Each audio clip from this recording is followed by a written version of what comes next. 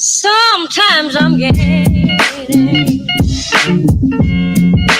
then again I'm losing.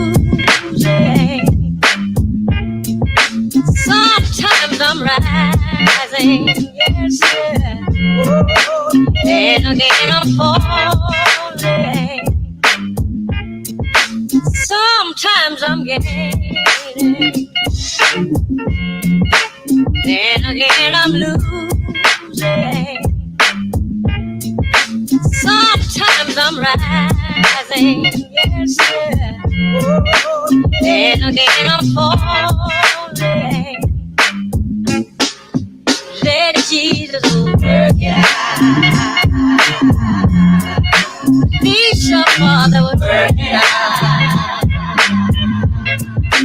Oh, let God work it out. Please your Father would work it out. Oh, let God work it out. Please your Father would work it out. Oh, let God work it out. Oh, work it out. You work it out for Mother Lisa.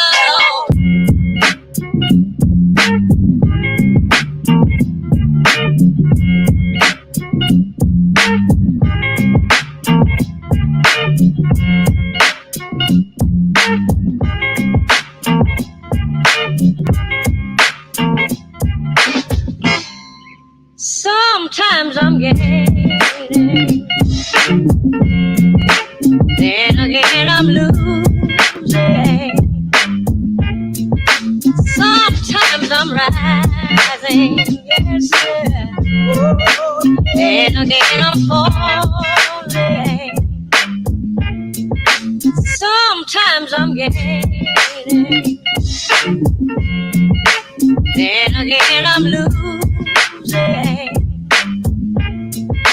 Sometimes I'm rising, yes sir, then again I'm falling.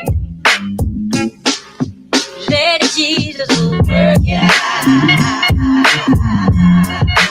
Please your Father would work it out. Oh, let God work it out. Please your Father would work it out. Oh, let God work it out. Please your Father would work it out. Oh, let God work it out.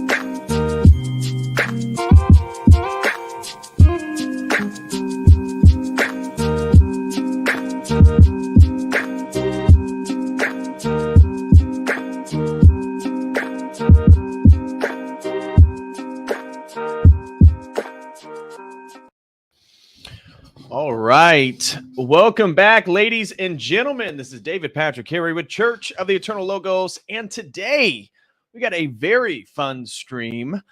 Has Sam Harris lost his mind? We're going to be looking at some of his more recent interviews. We're going to be talking about his big one with Lex Friedman, the one that sort of set things off in regards to his implosion over a year ago. This was on August 17th, I believe, on the podcast Trigonometry or something like that. We're going to watch this where he basically says he didn't care if Hunter Biden had dead children in his basement as long as Donald Trump wouldn't be elected president.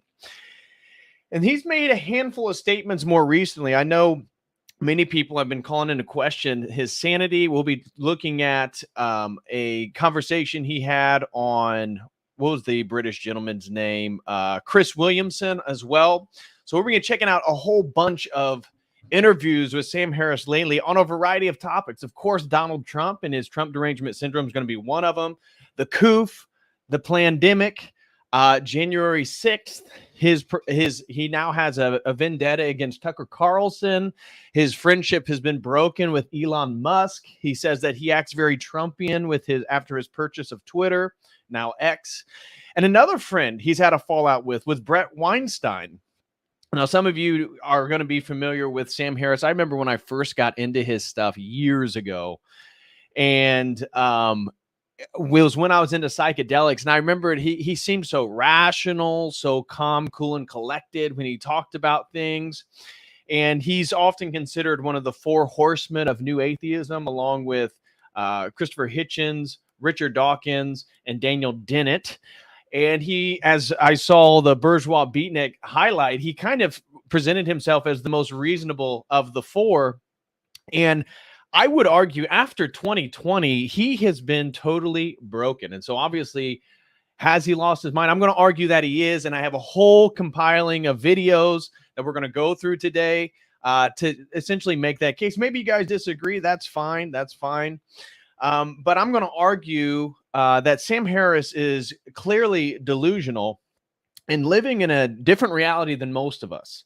When it comes to him talking about January 6th being this sort of the biggest threat to American democracy and in U.S. history, again, him claiming that he really doesn't care what Hunter Biden would be convicted of, or if he had killed somebody, that it was rightful that the news media system and conglomerate, the oligarchs that are, made sure that as well as the FBI said that the Hunter Biden laptop story was totally fake. It was totally fake.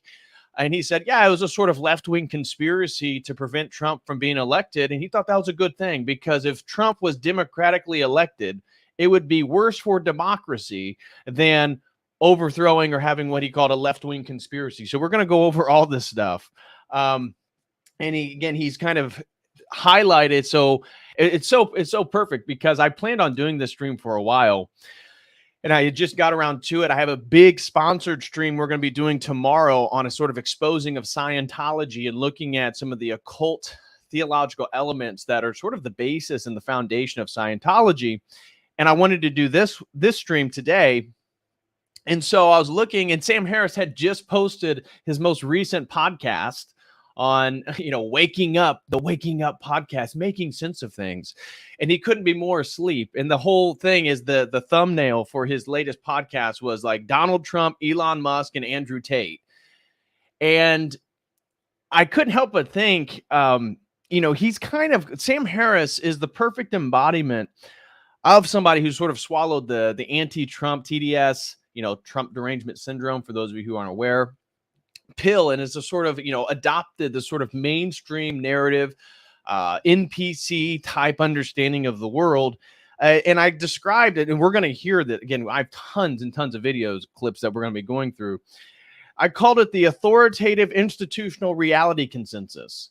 Because, like I said, Sam Harris was part of the intellectual dark web. This is this thing that kind of got going in like 2017, 18 with like Joe Rogan and Jordan Peterson and Sam Harris and the Weinstein brothers and a handful of other people that sort of were a hodgepodge of different belief systems and ideologies, but they sort of were generally speaking out against wokeism or the woke left. And Sam Harris is pretty open that he is not in favor of the woke left. He's criticized some of their radical things. I think he's been critical of transgenderism, but when it comes to Trump, not so much. And so one of his beefs with Brett Weinstein, which is what caused their falling out between Brett and his Heather, his wife, was because they were giving critical analysis of the Koof narrative.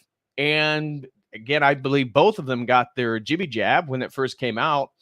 And Sam Harris was upset that they had Dr. McCullough on, Peter McCullough, Robert Malone, Dr. Robert Malone on. These are, again, the number one cardiologist in America, the man who invented the mRNA platform that the jibby jab was part of. And he calls these people quacks. And this was this falling out that he had with Brett because him and his wife slowly have sort of moved away from the general, okay, the jibby jab is good, everybody needs to get stabbed, to, hey, wait a minute, something's wrong here. And now Brett Weinstein and his wife have moved much further in the direction I think the majority of the culture is moving towards. And as I'll show you again, there's like TikTok clips. They'll probably do that later, but he's described this what he calls a new religion of contrarianism. And he said the first sacrament is people that say you need to go do your own research, essentially insinuating that you aren't smart enough to do your own research. And therefore you need to depend on what I call the authoritative institutional reality consensus. And if they say it, if the CDC says something, if the FDA says something, then that's fact. That's the truth, and you need to adopt it. And the idea that you're going to adopt contrarianism, this is why in his latest podcast, and we're going to play the clip because he no longer plays the full podcast on YouTube anymore. He does like 9 minutes, and then you have to go subscribe and pay him for behind his paywall to get the full podcast. And he is lumping again. So Trump, Andrew Tate, Elon Musk, Tucker Carlson. What do all these men have in common that Sam Harris hates? He calls them their contrarians. They're conspiracy theorists. They're part of this new religion that he considers misinforming people and giving people a sort of false hope that they should actually investigate and read things and come to their own critical conclusions. He insinuates that essentially people aren't smart enough to do that, nor are we in a system where people can cipher the correct information, because he believes that the internet is basically proliferated misinformation much more than it promotes accurate information. And so he's clinging to this system while the cultural tides feel like they're moving in the opposite direction, right? I mean, whether you like Trump or not, or Andrew Tate or Elon Musk or Tucker Carlson, I have my own criticisms of all of them. but you can see how they're all sort of representative of this sort of general cultural consensus that's moving against the authoritative institutional consensus. And this is, as I've talked about, the counterculture. What is the counterculture right now? Well, I would say it's, generally speaking, many of these figures kind of are representative of this emerging new counterculture, if you will. Now, again, how much to what degree is it counter to the official culture, differs based on the person. But I think it's really interesting that Sam Harris has found himself totally in opposition. And what we're going to notice today is, I would argue, the most complete and total irony and self-projection, a sort of absolute hypocrisy. Now, Sam Harris, and again, when I was into psychedelics and before I became religious myself, through more critical thinking, looking at philosophy and all this different stuff, I like Sam Harris, but he built his whole career talking about how belief systems are infectious of the mind and can lead seemingly rational people to irrational conclusions and irrational behavior. And isn't it sort of poetic that in 2023, and really since 2022, again, that's when the sort of trigonometry podcast is where things sort of really fall out for him, is that he, based on his own belief system, again, tied up with Ukraine and the coup and the pandemic and Donald Trump and all this different stuff, that he and his own belief system has become one of the most irrational people speaking. Again, almost promoting, well, if Hunter Biden's a pedophile and he's murdered children, so what? We should suppress it as long as Donald Trump's not president. What? How is that sane behavior? Whether you're against Donald Trump or not, and there might be plenty of reasons for you to dislike him, but to then say, well, whatever crimes the Bidens have done, Burisma, China, whatever, the laptop. Yeah, they should cover that stuff up until Biden gets into office. That's good for democracy. This is irrational behavior. And so it's so funny that his criticisms of religion and religious people, which often were characters of people who were religious, he now finds himself in a place in which he's almost incredibly religious in regarding this sort of secular, authoritative, institutional reality consensus. And so it makes you think that maybe you do need a mythos, right? Because Sam Harris, being so rational, so secular, so scientific, what is his mythos? What informs his worldview, his paradigm when he stares out into the world, when he reads the news headlines? How can he cipher misinformation from correct information? And and he has an atheist secular ethical system that he has sort of constructed himself. We'll see in one podcast, he is absolutely in for mandatory jibby jabs. And he's kind of upset that so many people were reluctant to get it. And he said it highlights their lack of ethics, right? Your unwillingness to get mRNA experimental technology put in your body, which we now know is tied to, again, we're on YouTube, so a lot of detrimental health concerns. Could be. I'm not saying, I'm not a expert. We're probably going to get a warning underneath this video. But sterility, myocarditis, pericarditis, blood clotting, aneurysms of the sort. Certainly, we've seen a rise in these things. Are they related? Who knows, right?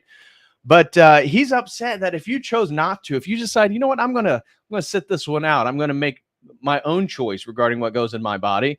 Well, he considers you a conspiracy theorist, and you're actually detriment to society. And then we'll see in the impact theory podcast that he did, it's about an hour and 46 minutes into it. He's like, well, if it was like airborne Ebola, if it was more dangerous, if more people were dying, then the police absolutely have a right to come into your home, strap you down, and inject you with whatever it is that's going to save the people. Aha. Okay. So, and again, when we watch some of this stuff, he's going to say the quiet parts out loud. And this is why I think, in a way, he has lost his mind. And why? How did he lose his mind? I think it's, again, his animosity towards Donald Trump. As we watch today, he can hardly answer a single question without bringing up Donald Trump and how evil Donald Trump is. So we're going to see this over and over and over.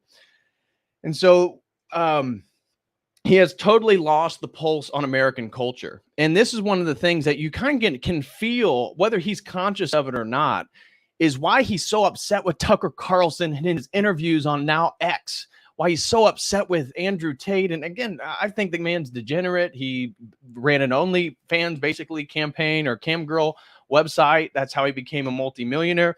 Yeah, he's degenerate. Donald Trump, yeah, he's a megalomaniac. Yeah, he's narcissistic.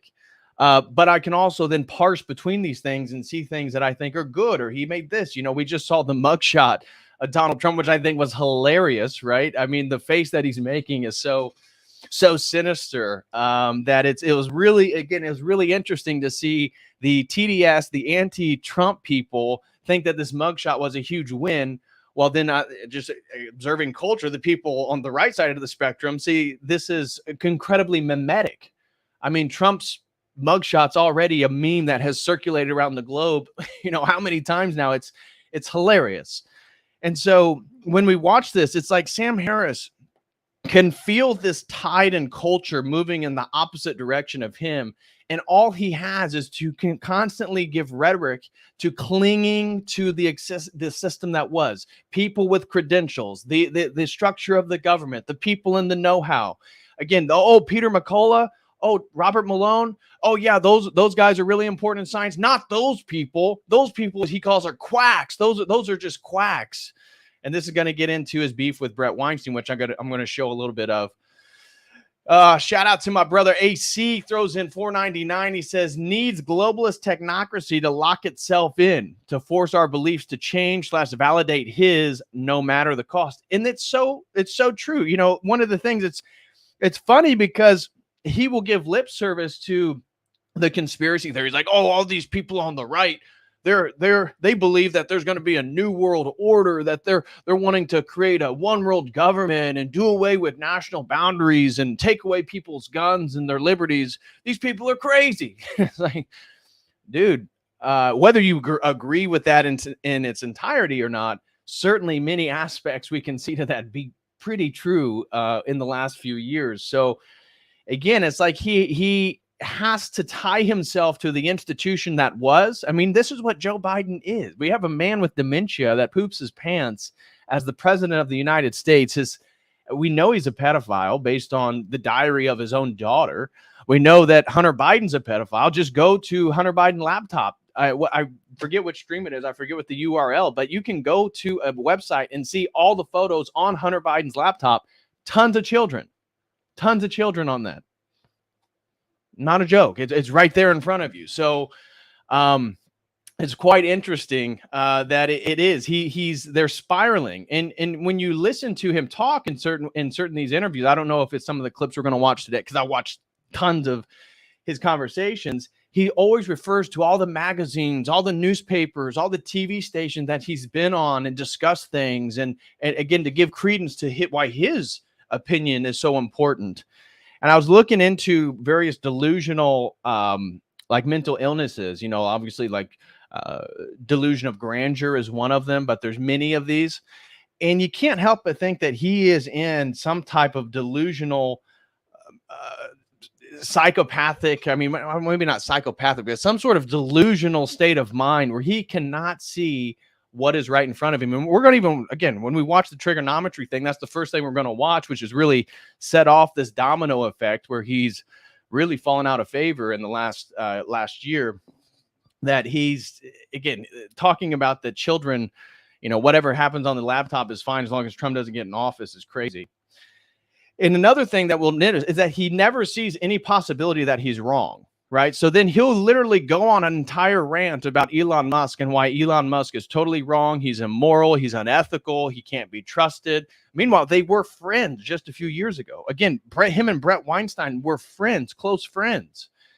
He won't even talk to Brett and his wife anymore because they have been very outspoken about the jibby jabs and not getting them and the detrimental health consequences of them. He won't even talk to Brett. Brett has asked him, and I'm going to show the videos. He's asked him, hey, let's just have a conversation about this. But he continues to slander Brett and his wife as conspiracy theorists. And he says, well, you don't have the credentials to have a conversation with me on it. Well, he'll admit, Sam Harris will admit he doesn't have the credentials. And therefore, we need to refer to Peter Hotep, or, the fat dude that gets all the jabs that wouldn't debate anybody on Joe Rogan. And that's another person, Joe Rogan. used to be friends with him. He's totally fallen out of favor with Joe Rogan. Jordan Peterson, he used to be friends with Jordan Peterson. They had all these conversations on religion. You get the tired, same trite remarks that he's always had regarding religion. But he admits he hasn't talked to Jordan Peterson in like 2 years. Again, and he considers all these people problematic. Now, what do all these people have in common? Jordan Peterson, Joe Rogan, Tucker Carlson, Donald Trump, Andrew Tate, Elon Musk, is that they actually are part of, there's something happening in culture, whether you like any of those people or not. And again, I have my criticism of all of them, but something is happening. And Sam Harris is not aware of, again, where he stands in regards to all this stuff. So we're going to get into all of it. Smash that like for everybody who's here. We're going to handle a few quick announcements, and then we're going to dive straight into it because we got tons of videos to cover today. So first thing I want to say is thank you all for the support. We are almost at 20,000 subs over here on Church of the Eternal Logos. Very exciting stuff. I am going to be taking a bit of a vacation after tomorrow. So we got this stream tonight, and we got a really fun stream tomorrow night on exposing the occult foundations of Scientology. Really good stuff. It's an incredibly great topic. It's a sponsored stream. And that reminds me, if anybody else has a really interesting topic that you'd like me to dive into and perform a stream on, you can do so by purchasing it right here. So if you have a topic, I'd be more than happy to do some research and uncover that and live stream it. So you can do so with that link right there. Also, if you want to support my work, one of the best things you can do is become a website member. I would greatly, greatly appreciate that. You can do so with this link right here.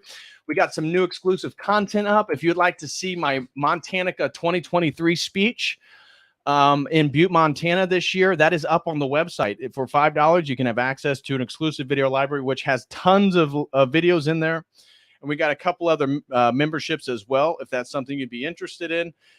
And if anybody would like to sign up for a one-on-one, you can do so right here. Now, like I said, I will be gone from this coming Tuesday to Sunday, although I hope to post clip videos and stuff up on the YouTube channel. But forgive me if we won't be doing any streams after tomorrow night for at least a week. Be taking my fiance. We'll be seeing my parents and going to a lake, getting out in the sun, relaxing for a little bit. AC throws in another super chat. He throws in $1.99 and says, "You getting another Fordham article for this?" Yeah, probably, unfortunately, but what can you do? Thank you so much, AC, for the support, brother. I truly do appreciate it, man. Okay.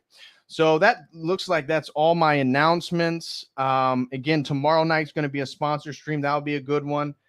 Please smash that sub if you haven't, and smash that like. We are almost to 20,000 over on Church of the Eternal Logos, which I'm very excited about. And also, if anybody wants to have access to some of the unique emojis we have over on Church of the Eternal Logos, become a YouTube website member, or YouTube member rather. Has nothing to do with my website, but a YouTube member, and you'll get we got like 12, 13 totally unique emojis that you can use, and that'd be another great way to support. Okay, now let's get into this. Okay, so here we go. Let's see here. Here we go. The first thing that I want to look at is this one right here. So Trigonometry is this Trigonometry, right? This site where they kind of, I think, these guys would you say they're conservative? No, I mean, I think both of them are left of center, but they are against the wokeness and culture, right? And so they had this podcast interview with Sam Harris. Here it is, August 17th, 2022. So literally just a year and 10 days ago. And this was basically the real catalyst to Sam Harris's fall and decline as a prominent intellectual, as a rational thinker, as somebody who's sort of non-biased or partisan in his worldview. And we're going to play this whole thing. We'll stop and chit chat. But what I want to do in this one is we're going to be focusing on his Trump Twitter ban and why he was so supportive of Trump being banned from Twitter. And then the suppression of the Hunter Biden laptop story. Because for those of you who aren't familiar, this was so like the Hunter Biden laptop story. Which one was that? Oh, looks like I got all types of clips over here. But that was the one that really set things off, where he basically admits that, hey, if I really don't care what, Hunter Biden could have dead bodies in his backyard as long as it prevents Trump from being president. So without further ado, let's get into his very irrational take on Trump's, and at the same time, so he talks about free speech, but then he doesn't believe in free speech in regards to these sort of social media platforms. So let me connect this. Okay. All right. I'd say there were two Here we go. things that fractured from that looking. Okay, let me turn these down. I had everything on 0.5 just to get through everything. I'll put them at 0.25, so it's a little bit more legible. But we got so much to get through, as you can see all these tabs. I'll put them at 1.25, so they're a little bit sped up. If you feel like they're talking fast, they are.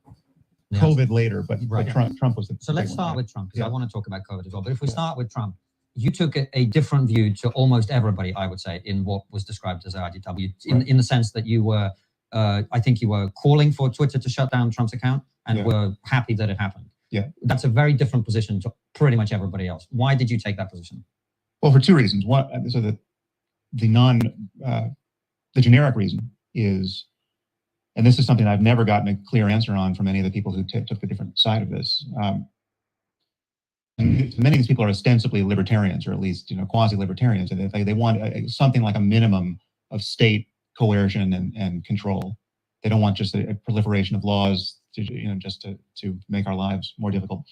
And that's an orientation. Though I consider myself liberal and have always voted as a Democrat. I mean, until we dealt with this woke apocalypse, I would have certainly called myself a Democrat without much self-consciousness. I've always had this libertarian kind of underpinning to my politics, which is, if the private sector can handle it, it's probably best done there, right? I mean, just given the level of inefficiency and poorly aligned incentives you get in a government bureaucracy, and peaceful, honest people should have the right to be left alone. So it's like, unless somebody is harming people or guilty of fraud, i.e. theft, stealing from people, we don't need the government involved. And so that's my general framework. And many people ostensibly in this group ostensibly agreed with that. So when I look at Twitter, Twitter is a company that can decide to, as someone who has started information-based companies at this point, I'm just thinking about what's the scenario under which I would want the government to force me to have Alex Jones on my podcast or to have Donald Trump on my podcast? Shouldn't I be able to have anyone I want on my podcast? Is it conceivable that my podcast could grow so big, or that that any other platform, I've considered creating a social media platform, right? If that could grow so big that suddenly the government would have an interest in forcing me to have people on it who, for whatever reason, I object to having on. I mean, this is a way in which I'm more extreme than most people on the left. Like I do think at this point in history, you should be able to have a social media platform and exclude any specific group you want, and just say that's the way we do it, right? And if you don't like it, boycott us, right? So like I wouldn't have said this in 1964 when we have to pass the Civil Rights Act, but at this point, I think you should have the right to be an asshole who destroys your reputation and suffers the penalties in the marketplace of ideas, right? So I think if you want to just have a social media network for beautiful people, right, or people who are guys who are over 6'2" and blonde hair and blue eyes, right? I can't get on. You should feel free to raise money for that enterprise, launch it, and I'll be I'll laugh when it fails, right? So like that's now under some. Now, why did he, again, I just want to point out real quick, the blonde hair, blue eyed thing, he's convinced of this Nazi narrative, right? That that Nazism is on a dramatic rise and increase in America due to the presidency of Donald Trump. And so that's why it's not just an accident. He's using that as a new social media app that you can just relegate it to white, blonde haired, blue eyed people. Again, I don't know if it's in this one, but in multiple one, he's very emphatic in the fact that he believes Donald Trump was a catalyst to the Nazification of America.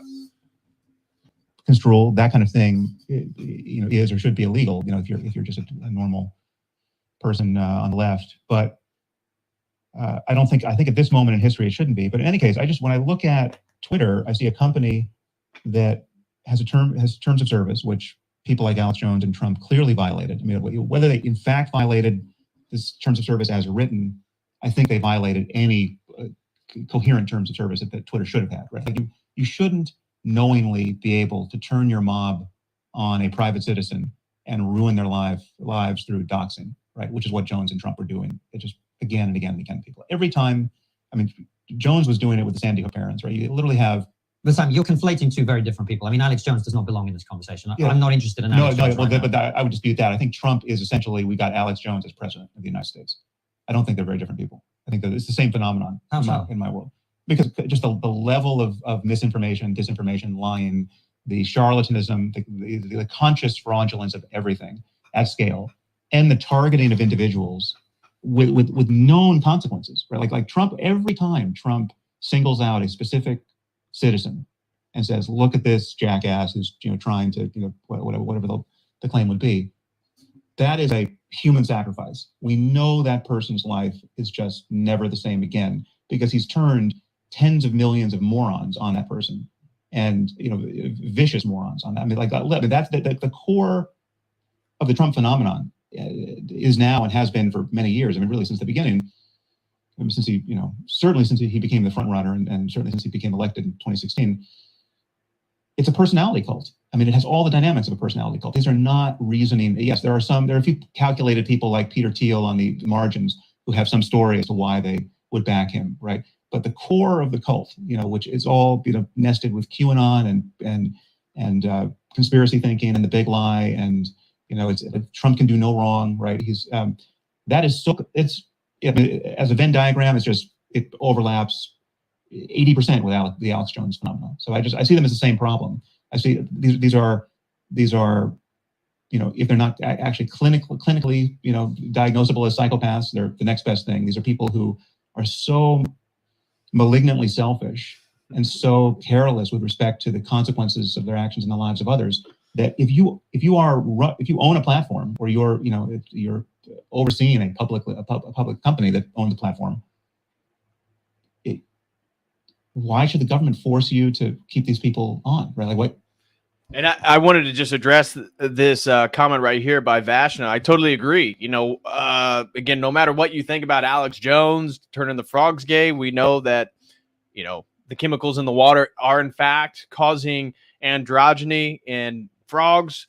And again, I have many disagreements with Jones, especially on theology, but he's got a lot right. Sure, he's got plenty of wrong, but he's also got a lot right. But again, equating Donald Trump and Alex Jones, this is just again rhetorical sleight of hand because Alex Jones is already off the game board, right? He's already been banned off everything. So the whole idea here is just associate Donald Trump with Alex Jones, and we can get him off the game board too. Again, so we're getting ready to come up here.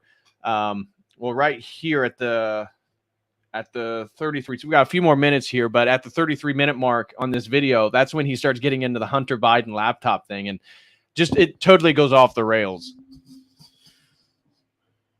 Like you should be free to say sorry. You're not. And notice the reaction of these guys. Both of these guys are liberal that are interviewing him, or somewhat maybe more centered than most. But the eye rolling, they're astonished by what they're hearing from Sam Harris. Watch. Not on my watch are you going to be having these consequences.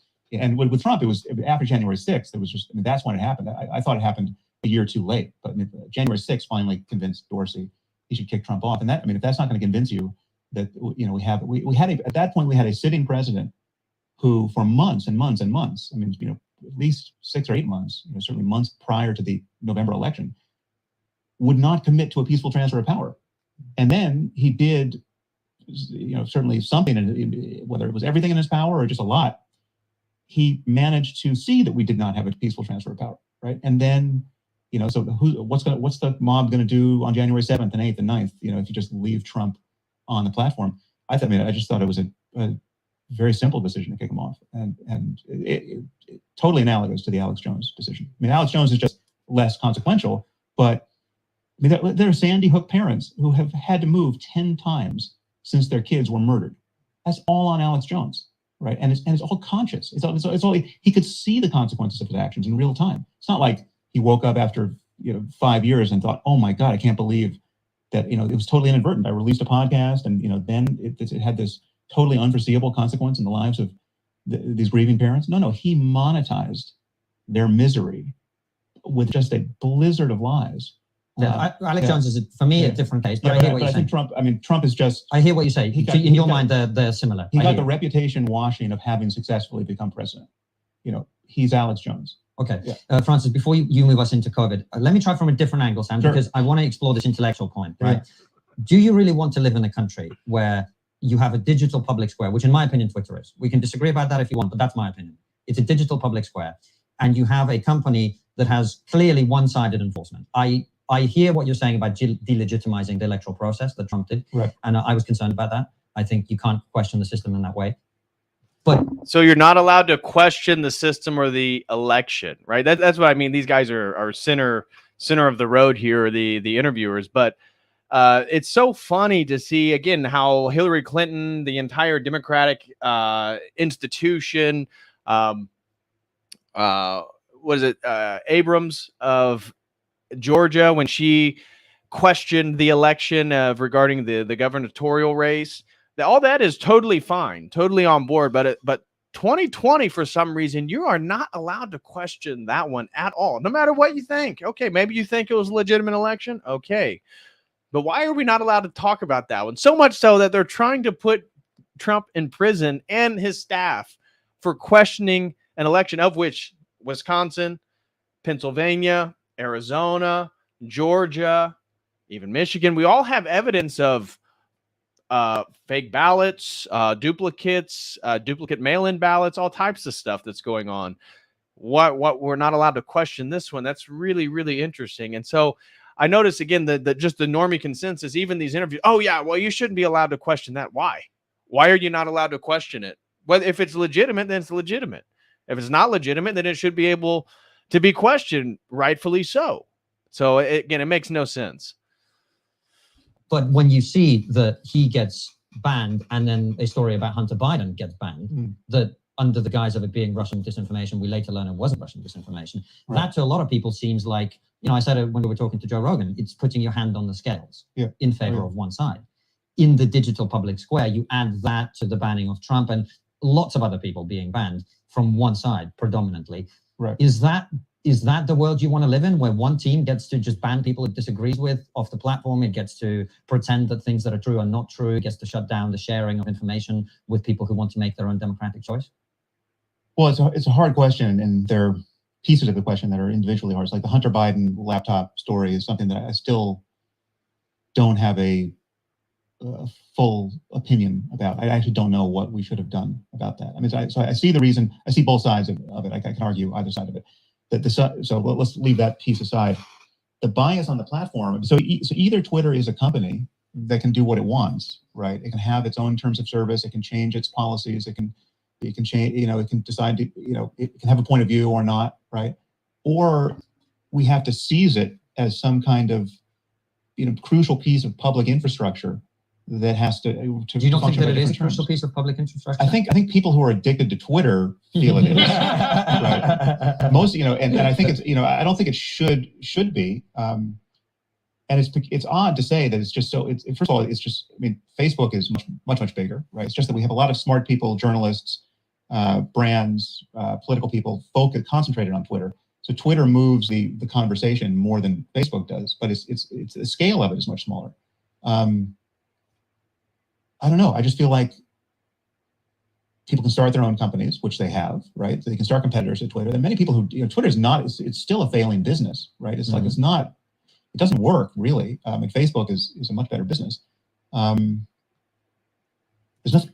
And just FYI, he literally, he quits Twitter after this interview because, again, the next basically 10 minutes are where things, he starts defending Hunter Biden, whatever's on his laptop, against any possibility of Trump getting reelected. But the reason why he's so critical of Twitter is because Elon had already purchased it or had, I guess, beginning that process of taking over Twitter. And he's really upset with his old friend Elon Musk because he claims that he's then voicing contrarian narratives. So in another interview, I don't know if it's not this one, but I think it's the one with Lex Friedman. He brings up that, oh, well, Elon told people that being overly fearful or scared of the pandemic, this was in March 2020, right when it kicked off, was dumb. And he's like, he's contributing to people dying. He's given lip service to people that are anti-jabby jab, right?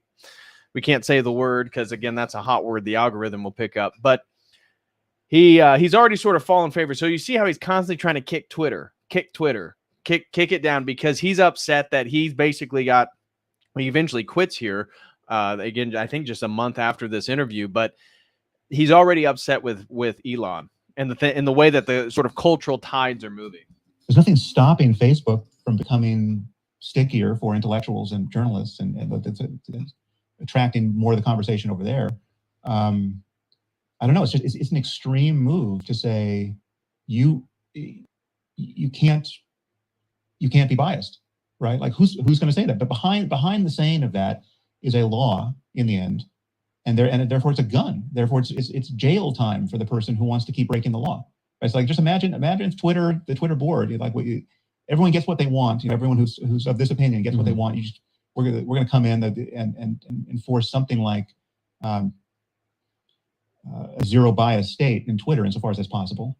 And if the employees and the board just say, you know, sorry, we have a point of view. We don't like these people and we like these people.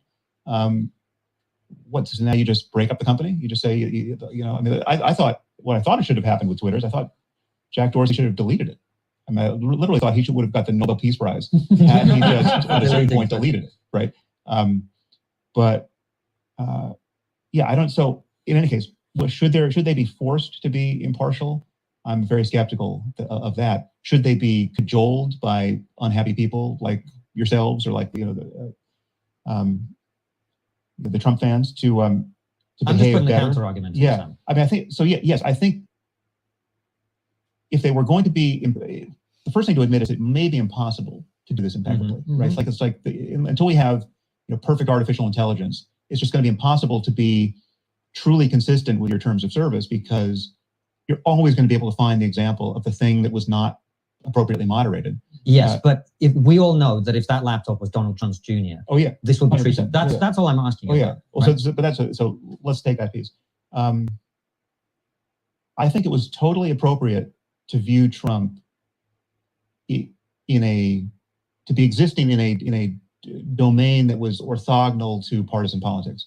My criticism of Trump is totally nonpartisan, right? There's literally nothing I say about Trump that I could say about any other Republican, right? And I think Liz Cheney is a total hero, right? So Liz Cheney is a total hero. The Cheneys, Dick Cheney and Liz Cheney.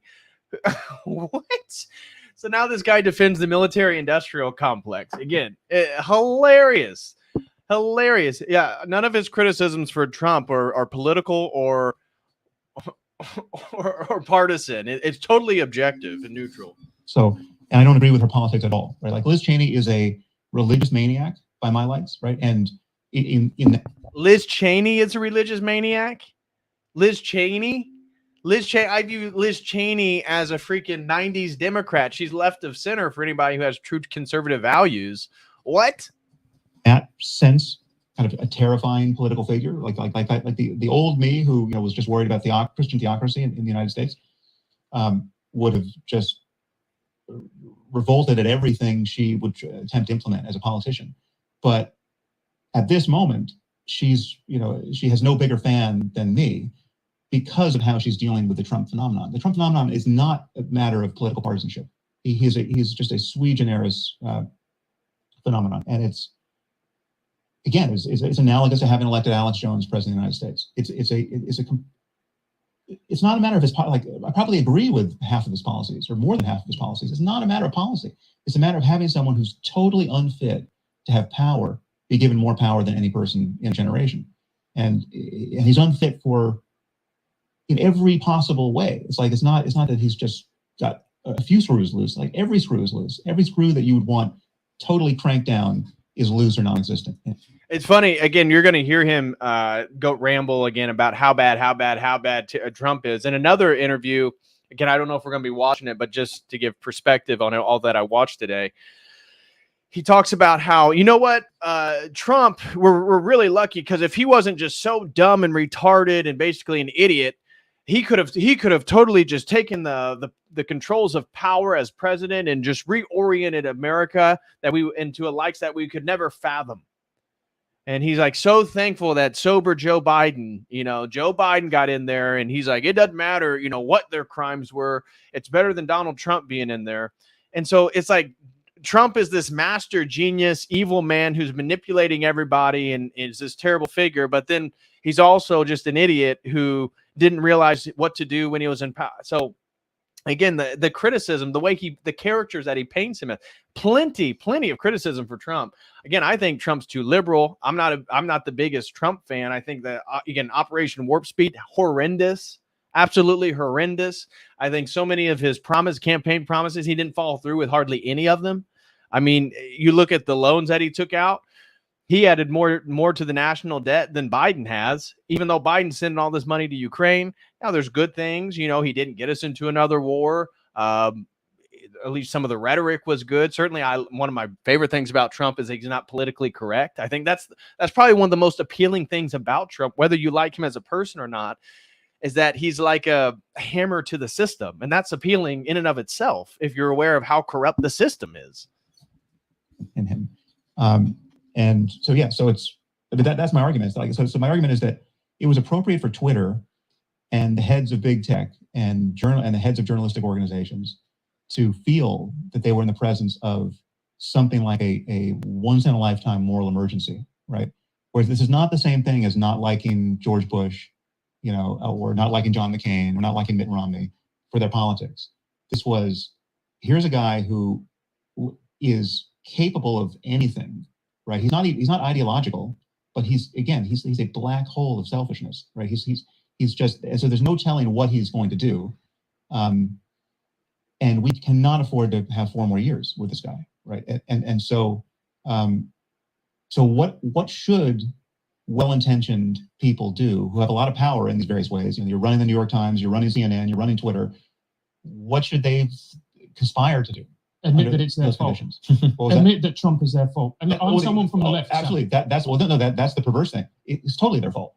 CNN gave us Trump. No, before CNN gave us Trump, Mark Burnett gave us Trump. I mean, there's one person who could have not done what he did and could have closed the door to this whole phenomenon. It was Mark Burnett. But yeah, no, by giving him the attention, but he was great ratings, for a year, for the whole run up to the 2016 election. Oh yeah, no one has clean hands here. But at the 11th hour, when who knows how this election is going to go, who knows what the capacity for disinformation at the last minute to tip the balance is, then what do you do with the Hunter Biden laptop story when we already know we know how this played out in 2016 with the Hillary Clinton email press conference where Comey in an abundance of scrupulosity felt like he had to come before the cameras, I think 10 days out from the election, and say, we're going to open up this investigation again because we've got Anthony Weiner's laptop. We could see, again, her failure to become president was overdetermined. She was an appallingly bad candidate. Mm-hmm.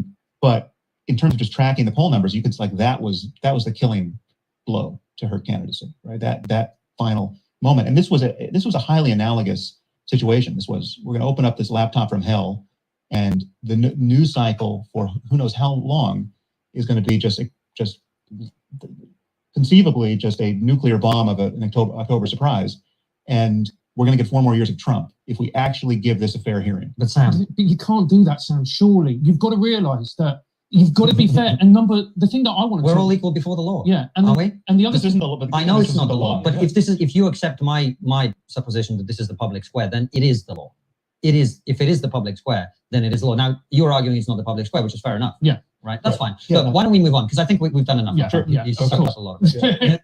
They're like, okay, you've equated Trump as Alex Jones enough. Okay, let's go on. So here we're getting into the Hunter Biden stuff. Yeah, he's got to have that. Doing that. Yeah. No, but I'll just say, just finally, I do again.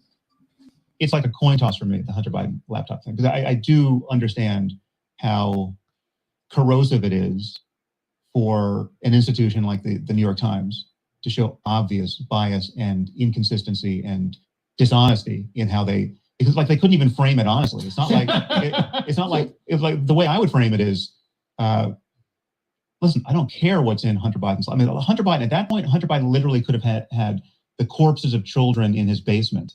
I would not have cared, right? There you go. There's his atheist morality. Again, ethics, people, ethics. He's famous for creating a secular form of ethics, right? There you go. And then we're going to keep playing it here just so you can get the whole context, because he claimed that he was taken out of context. You watch the next few minutes. You tell me if you think that he was taken out of context. Right. It's like, there's nothing. First of all, it's Hunter Biden, right? It's not Joe Biden. But even if whatever scope of Joe Biden's corruption is, like if we could just go down that rabbit hole endlessly and understand that he's getting kickbacks from Hunter Biden's deals in Ukraine or wherever else, right? Or China, it is infinitesimal compared to the corruption we know Trump is involved in. It's like a firefly to the sun, right? I mean, like the Russian collusion hoax and all this. Again, not here to defend Donald Trump. I'm certainly not the biggest Donald Trump fan, but the fact that this dude believes that Donald Trump is more corrupt than the Biden family, doesn't even care that the Bidens are, again, notorious criminals, sold out the country, sold out the people, just making bank, selling information to foreign agencies, selling influence to foreign agencies. I mean, what's with the finger system, the fingers that in upstate New York, where again it's a mystery how many children go missing there, and for some reason Hunter Biden has those tattooed on his back. It's almost like they're part of a pedo ring or something. Isn't that weird? There's just it doesn't even stack up against Trump University, right? Trump University as a story is worse than anything that could be in Hunter Biden's laptop, in my view, right? Now that doesn't answer the people who say it's still Trump University's worse.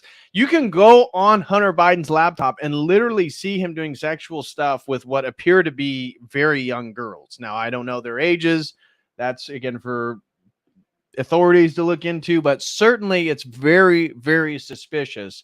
Smoking crack with, again, what seems to be young women. None of that's as bad. None of that is as bad as, did you hear about Trump University? Remember that Trump University thing? It's still completely unfair to not have looked at the laptop in a timely way and to have shut down the New York Post's Twitter account like that. That's just a conspiracy. That's a left-wing conspiracy to deny the presidency to Donald Trump.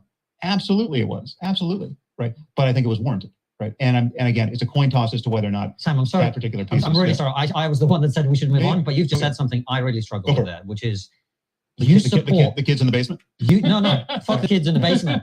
I'm interested in democracy. You're saying you are content with a left-wing conspiracy to prevent somebody being democratically re-elected as president. Well, no, I'm content. Well, but the thing is, it's just not left-wing, right? So Liz Cheney is not left-wing, right? It's the establishment, which is the whole point. Because in another interview, he talks about this whole populist phenomenon. He's like, well, this whole populist thing that's growing in Western countries, and Donald Trump's the symptom of. It's kind of dumb, low IQ people that feel disenfranchised, and they'll basically buy anything. And so that's the point, though, the populism. I mean, Liz Cheney is the system. She's part of the system. Dick Cheney's part of the system. These people aren't representing the people that they're supposed to represent in their districts. Like Liz Cheney's Wyoming? Nobody likes her there. It's the whole system is corrupt. Liz Cheney You're doing content with everything a in her power conspiracy to prevent somebody being democratic. It's not. But there's nothing conspiracy. It's not. It was a conspiracy out in the open. But it doesn't matter if it doesn't matter what part's conspiracy, what part's out in the open. I mean, I think it's like if people get together and talk about what should we do about this phenomenon. It's like if there was an asteroid hurtling toward Earth, and we got in a room together with all of our friends and had a conversation about what we could do to deflect its course. Right? Is that a conspiracy? Like some of that conversation would be in public, some of it would be in private. We have a massive problem. We have an existential threat, right? Politically speaking, I consider Trump an existential threat to our democracy. Right now, he's not going to destroy the world. Very likely. He destroyed democracy in the process of protecting democracy. No, but that doesn't destroy. No, I'm not suggesting. At no point was I suggesting we should stuff ballots or actually break the machinery of democracy. But Political opinion is already being just completely inundated with misinformation, biased takes, half truths, and outright lies, right? Like, and or just the amplification of bad or misleading information based on the algorithm, right? So it's already just an abattoir of opinion, right? And now the question is, what can you do with your own biases and your own to get the outcome you think is actually better, not just for yourself personally, but for the world, right? So I'm completely unconflicted in the claim that a first Trump term was bad and a second Trump term would be bad, and it literally doesn't matter what else was on the menu. Like literally, pick a random American better than Trump in the Oval Office. Like the likelihood that you're going to get someone who's worse than Trump, given what I consider that is bad about Trump, is, it's on the order of 1 in a million, right? Like you're not going to get worse than Trump if you pick at random. And Hillary Clinton, for all of her flaws, was not worse than Trump. Joe Biden, we could have known Joe Biden was going to just be comatose in office, not worse than Trump, right? Kamala Harris, not worse. Like it's all, and again, it's not just a marginal call. It's just these are people who are normal politicians who are so much more constrained by predictable machinery, right? There's such less of an opportunity there to destroy institutions that we have to rely on, right? With any of those people in charge, including a random person in charge, a random person who's going to be terrified at the responsibility of the office and default to expert opinion, across the board. No, Trump is an Alex Jones level figure for me, and so it's analogous, like a smaller problem. even the liberal. All right, Sam. All right, that's enough. We get it. You definitely hate Donald Trump. So this was Brett and Heather Weinstein responding to a super chat asking about what you just watched.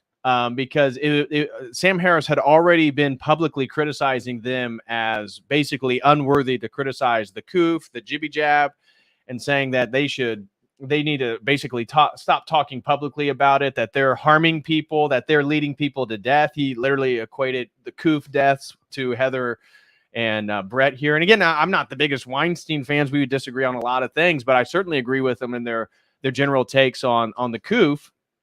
And we're going to hear, again, we're going to play more clips. We're going to hear him criticize them. But one of the people, again, that Sam Harris makes fun of is like Dr. Peter McCullough, the most published cardiologist in the United States or even, history. And you go to the Wikipedia, during the COVID pan, McCullough had promoted misinformation. Dr. Robert Malone, who created the mRNA platform, during the COVID, promoted misinformation about the safety of the COOF, right? Not allowed to talk about that stuff. And so I only highlight, not that Wikipedia is reliable, but you can see how with the links of Wikipedia goes to try to debunk and criticize anybody who says anything about the COOF, right? Peter McCullough is the most published cardiologist in history. Where's that at? Almost nowhere. The whole wiki page is about his criticism of the COOF and the jab. Hilarious. So here's Brett and Heather responding to Sam or from a super chat. Down and walk back. You have been gracious to him beyond understanding, but his behavior is now a very large elephant in the IDW room. Well, people will, if you've been paying attention, you will know that Sam had what many understood, and I understand, as an incredibly revealing discussion on trigonometry, the trigger pod. And he said some things that were very provocative and were widely reported on. And I certainly thought about saying some things, and I have not done so far. I do think something needs to be said because the answers he gave were revealing about topics that were at least not covered as far as I saw in the primary podcast. Sam, who is a friend, has said some really extreme things about Heather and me. And they are things that I think have not worn well. They have not aged well. They look terrible and ridiculous in retrospect. And I personally am waiting for Sam to notice that. So what he's talking about is, again, Sam mocking them for criticizing the jabs, basically telling them that they were leading people to death by giving hesitancy for platforming Peter McCullough and Dr. Robert Malone, of which Brett got 2 strikes on his YouTube channel. So again, their podcast, their Dark Horse podcasts, he almost sacrificed, again, his YouTube and his platform to host Dr. Robert Malone and Dr. Peter McCullough, of which, again, then Sam publicly tries to humiliate them by what he calls academic quacks, what other people would consider some of the most noteworthy voices on the topic. And I think when he does notice that, he will do the right thing, and that we are entitled to have him do the right thing, far better than us pointing out the contradictions and what the test of time has said about what Sam alleged. But in any case, short of that, I do think that there's something that needs to be said, and I feel entitled to do it because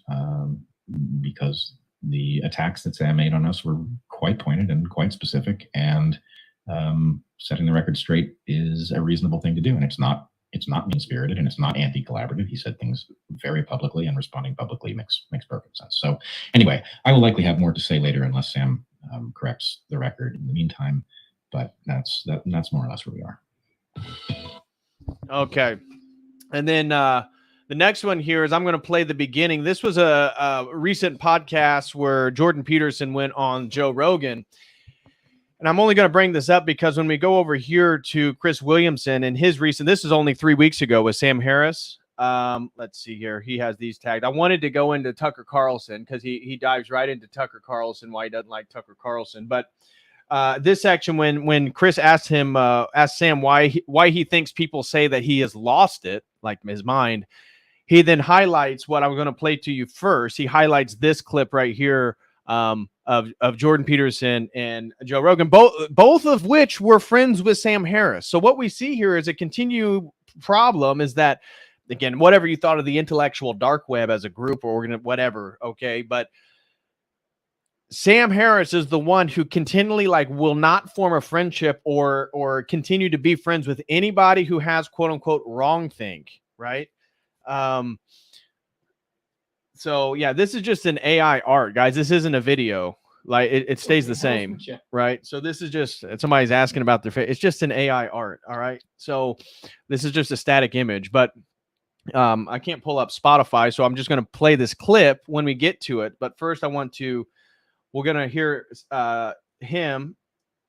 And so the first thing is him getting into Tucker Carlson. So this Chris Williamson guy asked him, what's your thoughts on Tucker Carlson? And we're about to get that. So, guys, I just want to say smash that like for everybody who's here. And feel free to send in a super chat, either using YouTube, Streamlabs, or Dono Chat. We now have a Dono Chat account, thanks to Andrew Wilson. If you prefer to Dono Chat, you can send a Dono Chat. All questions and comments will be answered while streaming. So I'm not saving them towards the end. If you want to make a comment about something that we're watching, I will discuss it right away. And so we got one in from Neurojack. Shout out to my buddy Neurojack. Throws in $4.99. He says, I found Charles Haywood, Orthodox Christian of Indianapolis, promoting the ideas of Schmidt on Tucker and bastardizing Christianity and the right wing. Okay, well, I'm not familiar with Charles Haywood, brother. I am in Indianapolis, so that'd be interesting. Feel free to reach out to me, Neurojack, privately. I'd be interested to hear more about that. I'm not familiar with Charles Haywood, but I'd be very interested. If Neurojack, if you could message me privately on Instagram or X or an email at churchoftheeternallogos@gmail.com, I'd be happy to look into that because that'd be really interesting for me. But thank you so much, Neurojack, brother, for the $4.99 super chat. And just check in. Looks like that's all we have. Nobody has any comments or questions. So, okay, next section here. We're going to now get into, this is only 3 weeks old. So the first one we watched was a year ago. The next one is of him being asked about Tucker Carlson. We're going to move through a handful of topics. So we're going to listen to him talk about Tucker Carlson, and then we're going to jump to him talking about why people think he lost it. So here we go. Reflected much on Tucker Carlson's move to... We're still at 1.25, so it's going to be a little bit faster than normal speech. Twitter from Fox News. Is this the beginning of some legacy to alternative media breakwater event, or is it just a nothingy to you?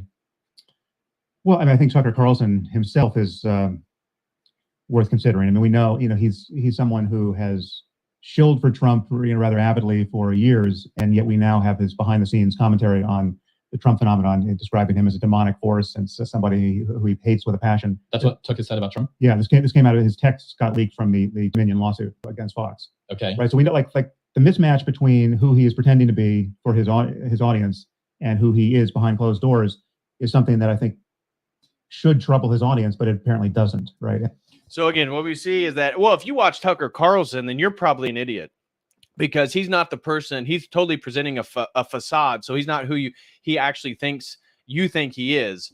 And obviously he's now posting all his stuff on X, and he's getting hundreds of millions of views. Like, I haven't even checked the last one with Donald Trump. I'm sure it's probably close to 300 million views at this point. But from my recollection of the text messages on the Fox News set, Tucker Carlson was basically talking about how Donald Trump was an idiot. He thought he was, and I can't disagree. I think, again, he has certain characteristics maybe I don't have, but I certainly don't think Donald Trump's the most intelligent man in the world. I certainly don't think he's playing 4D chess when he was in the presidency at all. I think, again, he's a megalomaniacal, and you can appeal to Trump through his ego. And I think that's exactly what they did to get him to pass off on Operation Warp Speed, and why he couldn't stop talking about how he saved the planet by basically creating something that I think is quite the opposite. But again, notice how Sam Harris characterizes somebody, and then anybody who supports that, and how they're basically out of the bounds of any sort of rationality or acceptability. Cool Dude throws in $10. Shout out to Cool Dude. Thank you so much, brother, for the $10. He says, hello, I really enjoy your channel. I don't know which brand of Christianity to join. I am interested in Orthodoxy. Any suggestions on how to know it's true? Big question, I realize. Thanks. Yeah, well, this obviously isn't the stream to get into apologetics. I do appreciate the support, Cool Dude. I got plenty of other streams on that topic. But how do you know something is true is an epistemic question, generally speaking. I would, if you're interested in Christianity, the big question is, how do you know orthodoxy? The question is orthodoxy or Catholicism, right? Because if you believe in Jesus Christ and you believe in the apostles, there's only two churches that are apostolic. Protestantism, again, I would argue, is a joke. And there is no Protestant nation or formerly Protestant nation that's still majority Christian. They've all gone woke. They all have the secular values. And so I think Protestantism is a no-go situation to begin with. But my suggestion in regards, if you're interested in, don't know which branch of Christianity to join, I would recommend studying church history. Look into the synodal structure of the first millennium. Look into the 7 ecumenical councils. Which church still upholds that theology?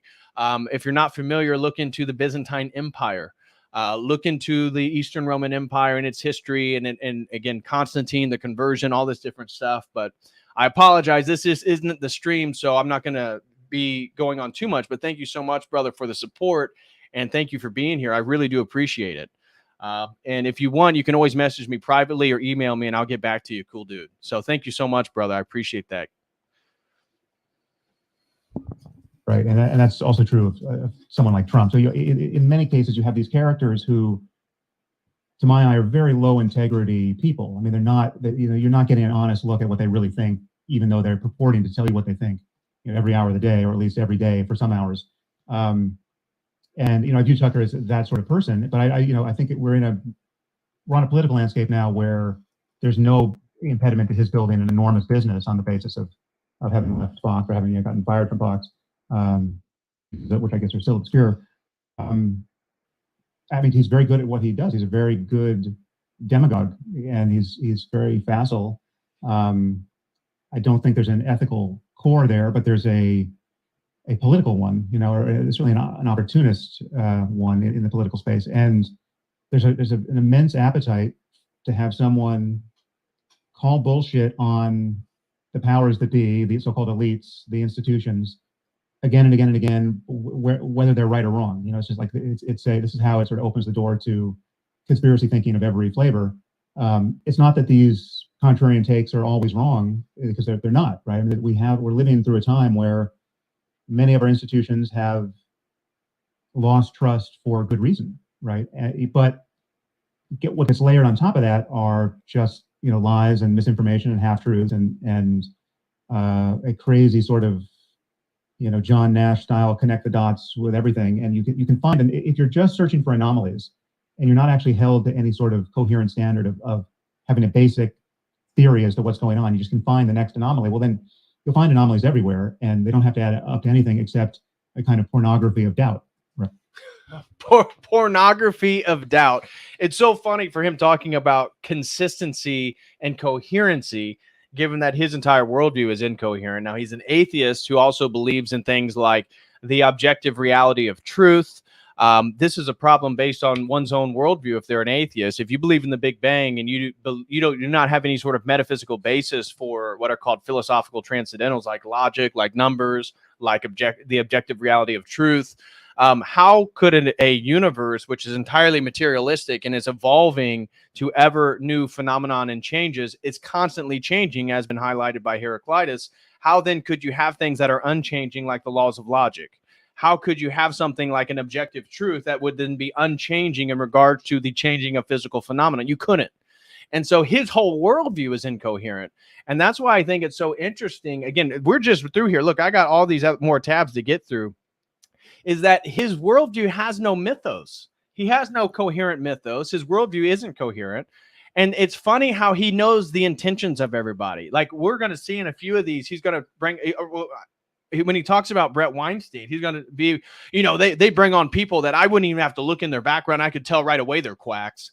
And so it's like Sam Harris talks about how basically, again, this sort of delusion reality that he lives in is that he can know the intentions of somebody, whether they're a quack or not, whether they're telling the truth, what their subversive, motives are, just by, just in a glance, just by listening to him talk right away. And if you question that, then you're probably part of the problem. You're probably one of these contrarians. You're probably part of the new religion of contrarianism, where you probably tell people to go do their own research. I kid you not. He literally said this. He actually made it an Instagram post. I'll see if I can pull that up at some point.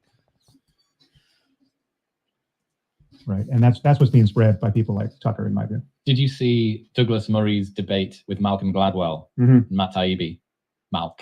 I saw, I think I heard most of it. Yeah. Yeah. And on that, it was a discussion around, is the new alternative media, is this where we're getting the most truth from? They're unencumbered. The audience capture incentives are there, but also you are liberated to not be tamped down by whoever the bigwigs are that have got some nefarious agenda. Right. And then the other side is saying it's this freewheeling Wild West where people can just make all manner of these sorts of claims. What did you make of that landscape? Well, I mean, so I'm very biased for that particular debate. I love Douglas. Douglas is a friend, and he's obviously brilliant and just a joy to listen to. And I get a lot of his hate mail because, again, he's somebody who's happily on the right or right of center, who doesn't have to worry about what the left thinks about him. But, every time I have him on the podcast, I get nothing but pain from half my audience. If there is anything that is worth the pain of half of your audience, it's bringing Douglas Murray. Yeah, no, he's fantastic. But he is adjacent to many people who are not so fantastic, right? I mean, this is the sort of guilt by association problem that he has navigated in a way which I don't know if it's successful. I mean, he's I think sleeps soundly at night given what he's done. But the truth is, he's shared stages with people who I wouldn't want to be on stage with, and I don't think it was good for him to be on a stage with a person. And half of the reason why I would get hate mail about having Douglas on would be because he shared the stage with those people. And yet he's completely correct in recognizing how hopeless it is to do a full moral inventory of everyone you might be, forced to shake hands with, and to decide in advance whether it's worth shaking their hands or having a conversation with them.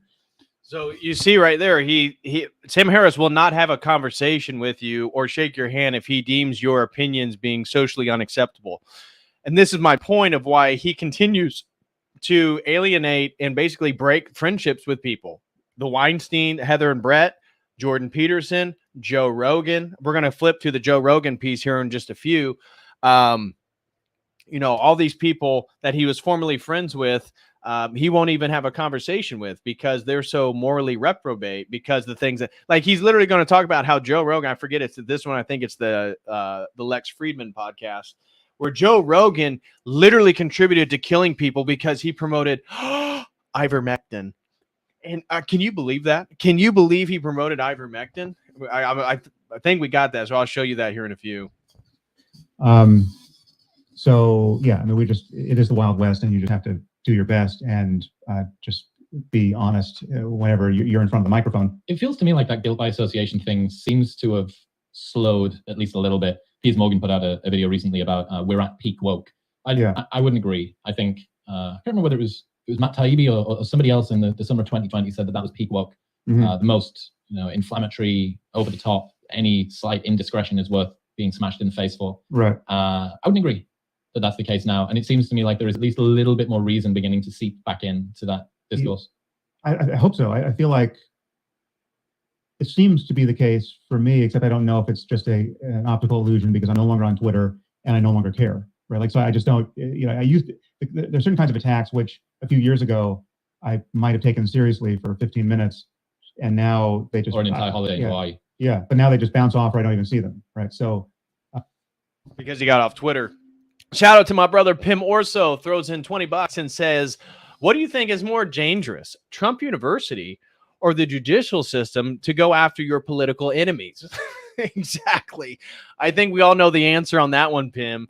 And isn't it? It's absolutely insane and crazy the times that we're living in right now. We're explicitly and openly, the federal government is going after a presidential candidate. Now, whether it's Trump, again, he's certainly not the savior. He's certainly not going to drain the swamp. He's certainly not some right-wing hero. He's certainly not, the right-wing villain the left makes him out. But the fact that they are willing to do what they do publicly to go after him and knowing that it only makes him more popular is absolutely crazy. I mean, we live in a third world country, it feels like. At least it's like the economic situation hasn't got there yet. Certainly the collapse of the US dollar. I don't know if you guys have been following what's going on with BRICS and some of these other nations. It seems like certainly the petrodollar, all this stuff's moving in a direction that is not in favorable of the US dollar as a global currency anymore. It's like we haven't had the economic impact, but we certainly are run by a government that is totally corrupt and is literally despises us. I don't know if you guys saw, but the Biden administration, I saw this today, literally welded open. So they the border wall that Trump had, they literally cut doorways open and then welded them open so they couldn't be shut. And again, the idea that they're trying to stop the border is absolutely a joke. It's a free invitation to come in. And so, it's again, the inability for Sam Harris to even, talk about dead children in a basement. He would still consider Trump University to be worse than anything the Biden family, the crime family, would be involved in. That's unreal that he could actually be there as a person. So, yeah.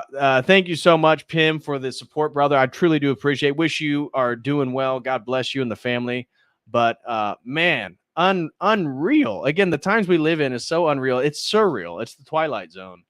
So here, I'm gonna fast forward to him talking about his friendship with Jordan Peterson because Sam won't talk with Jordan Peterson. Jordan, again, and Brett have been critical of his voice and opinions regarding the coup, regarding Trump, regarding American culture. And because they've been vocal critics to Sam Harris, he is basically ended their friendship. And so Chris here asked him about his friendship with Jordan Peterson and if he'd be willing to rekindle it. The first time that I think I heard of Jordan was that first conversation that you guys had. It was a podcast, maybe in a bar, in a hotel reception or something. There was a chinking of glasses. Oh, no, that would have been probably Dan Dennett. Okay. Dan Dennett and I had a debate in a bar, but Jordan and I had a debate on my podcast. Right. Well, I'd heard this conversation, and I remember thinking, like, who's this Canadian fuck having a pop at Sam Harris at the time, and then later on went on to really sort of fall in love with Jordan's work as well. I think there's an awful lot of people who want to see that public relationship between you and him rekindled. Well, it hasn't. I mean, to my eye, it has not been broken. I mean, I like Jordan. I mean, I think this is what I imagine because I have not had any dialogue with him in a couple of years. But I mean, Jordan and I disagree fundamentally religion, I think, and we've debated that, ad nauseum. We've probably got like 12 hours, on the mic in various venues debating that, and it was fun. And I'm always happy to talk to him. And I think while we disagree, I think he has really helped millions of people. I mean, I think there's no question. I know what it's like to be with him at an event and to hear from the people who are, hear from his fans and my fans side by side, sitting at a table for an hour after an event where we, had a debate in front of 8,000 people. And there's a slightly different flavor to the people whose lives we've changed, right? Super chat comes in from my man, Bowman 538. God bless you, brother. Hope you are doing well. He says, I hope you guys are staying cool too. I'm sure it's really hot where you're at. But Bowman throws in $15 and says, my friend always wondered with the medical stuff, why is it that one would say, quote, ivermectin and Joe hurt people when actual science says protease inhibitors are critical to anti-parasitic mechanisms? These actors reveal their lack of knowledge. Absolutely. And I don't even think Sam Harris has even looked into that. I mean, because and the same thing's true with hydrochloroquine, right? It's also really good in regards to anti-parasitics, but ivermectin, and it's safe too. Telling people to take ivermectin is not going to hurt anybody. and yet they totally give the game away and called it horse dewormer. And now they're saying, I don't know if you guys saw, but wasn't it the CDC that said that doctors are now free in the United States to prescribe ivermectin in regards to the coup or various viruses?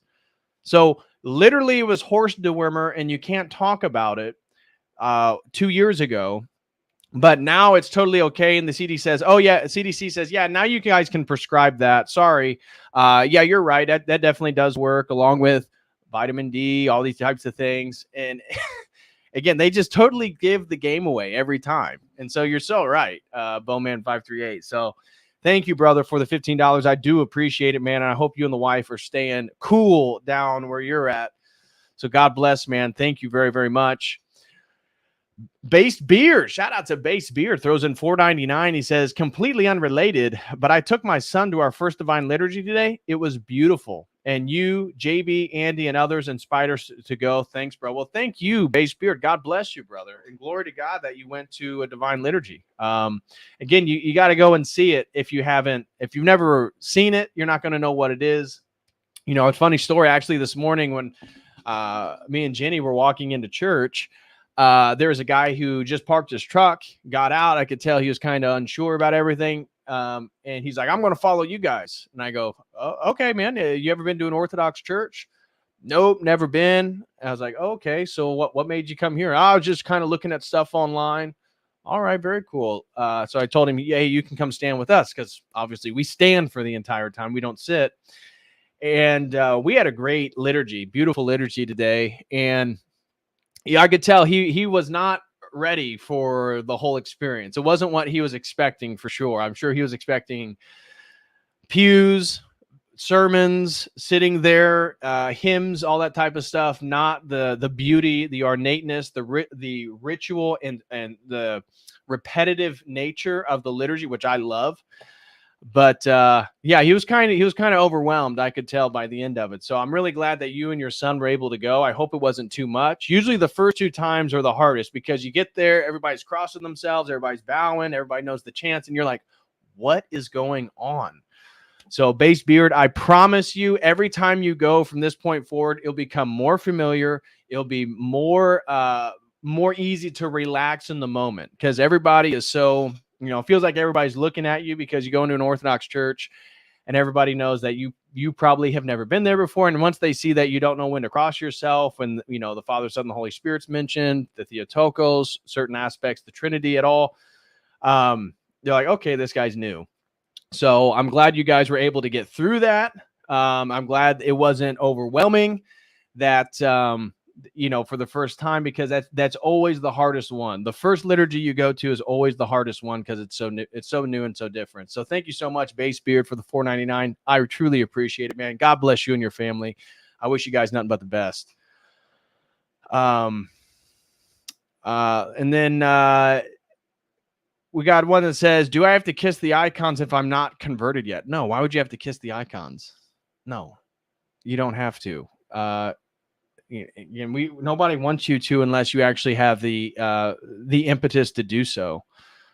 So yeah, we don't want you to do it unless you mean it. We actually mean it. So anyways, you can feel comfortable. You can go and not feel like you're the center of attention. You don't have to kiss his hand. You don't have to kiss the cross. You don't have to kiss any icons. You don't have to cross yourself. Just go and be there and just be present.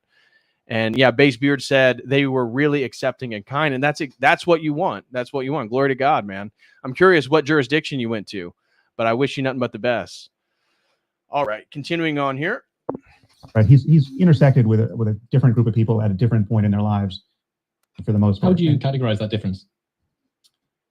Well, I mean, to a significant degree, is people moving in two opposite directions. I mean, like there are the people who were stuck with a religious worldview, I mean, literally in many cases, traumatized by a fear of hell that had been inculcated into them by their religious parents, but were enamored enough of Enlightenment values and rationality and science so as to have the spell break to some significant degree, and they needed some language to help life their delivery into a light of reason, right? And they also needed, and this is where Richard and I have had different jobs. I mean, Richard is just teaching religion and counterposing it with all that's wonderful about science, right? And so for him, the spiritual attitude that is on offer once you leave religion behind and close the church doors behind you is awe at the beauty of nature and just amazement at everything we are learning and may yet learn about the way the world works and the way the mind works. And I mean, we are, I think, to use children on a seashore playing with shells, and the vast ocean of ignorance and potential knowledge that just awaits our inspection. For me, that's not good enough, right? What I mean by spirituality has in fact nothing to do with the amazement that you feel when you look up at the Milky Way, right? It's like that's great, but that's just not the real opportunity on offer, and that's not what's going to prepare us to die, and that's not what's going to really console you at 4 a.m. when you wake up feeling bad about your life and not sure how you can be happy in this world, right? So I'm convinced that at the core of every religion, there were real transformative and transcendent human experiences that are attested to by the literature and traditions that have grown up around that religion. So there really was, presumably there really was a person in history by the name of Jesus who had this effect on the people around him and said, something like what he is purported to have said in the Bible.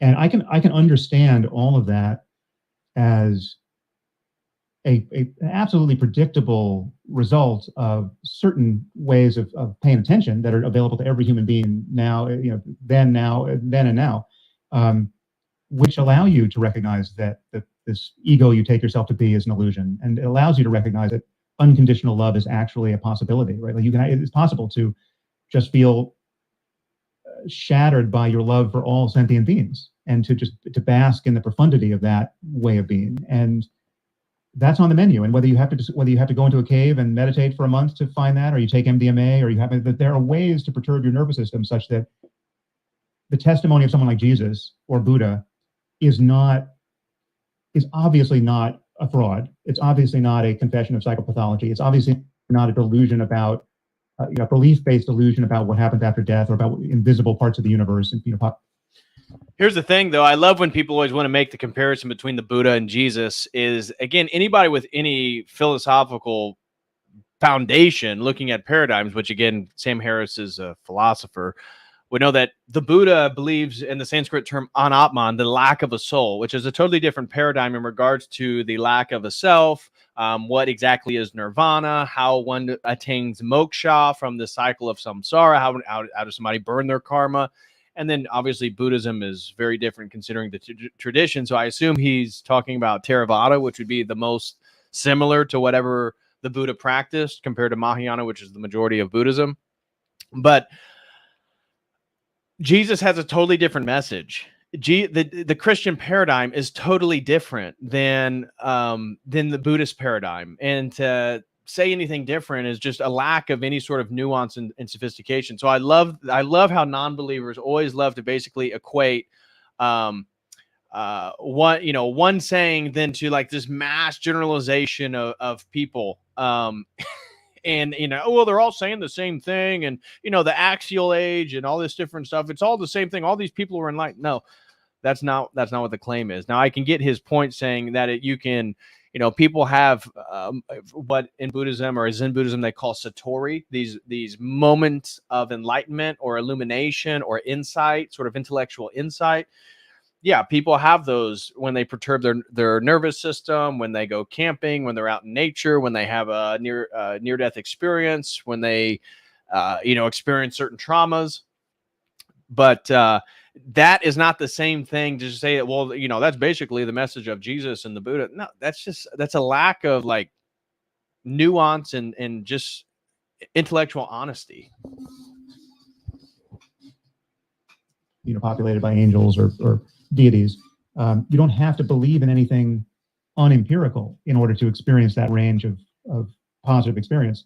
You just have to learn to use your attention in the right ways. And if you can't do that, there are, psychedelics offer an imperfect method for doing that. Yeah. I mean, it's definitely reliable. It's a reliable glimpse of something that is different enough, assuming you have a positive experience. I mean, you can have a different enough negative experience that will convince you of something else. But if you have a different enough extraordinarily positive experience, you'll be convinced that, okay, whatever the possibilities of sustaining that may or may not be, it is just clear that this experience is possible because I just had it, right? I just had it for 4 hours.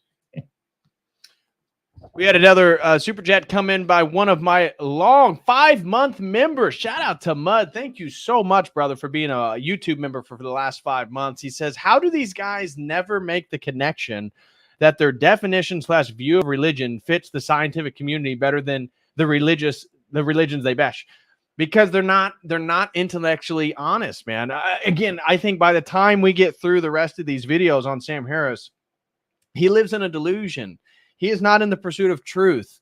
This is something that Brett Weinstein brings up, is that he says, he's had a lot of friends, and some of them, became very critical of him. And he said the difference that he's able to forgive if somebody is critical or says something nasty about him, but they're in the pursuit of truth and they come to a realization that what they did was wrong and they correct it, that he'll always forgive them. Sam Harris is not in the pursuit of truth. He's in the pursuit of his own worldview, his own opinion, trying to justify this, force this down other people's throat. I mean, we got like 5, 6, 7 more videos to get through. So it's the same rigmarole over and over and over, that he doesn't accurately represent any of the religions he bashes. Obviously, he's a notorious atheist and critic of religion. And then he's now characterizing all these people, as I said, the Donald Trumps, Andrew Tates, Elon Musk, Jordan Peterson, Tucker Carlson. They're all of the new religion, as he claims. Here, let me show you that too. What was that? The new religion. Oh, here it is right here. Sam Harris put onto his Instagram yesterday this. He wrote, during the pandemic, we witnessed the birth of a new religion of contrarianism and conspiracy thinking, the first sacrament of which is to, quote, do your own research. The problem is that very few people are qualified to do this research. And the result is a society driven by strongly held, unfounded opinions on everything from vaccine safety to the war in Ukraine. Whoa, you guys aren't smart enough to look at the jibby jabs or Ukraine and look at the money laundering operation that is. So thank you so much, Mud. I truly do appreciate it, man. And thank you for gifting a membership. God bless you, man. Thank you very, very much. But you see, he doesn't want you to look up your own information. He doesn't want you to have a different opinion. In anybody who has anything contrary, you're part of this new religion, and you shouldn't be advising people. You shouldn't be giving in your opinion, because you're just another religious fanatic and you don't know it. But Sam Harris knows it, and he's here to help you.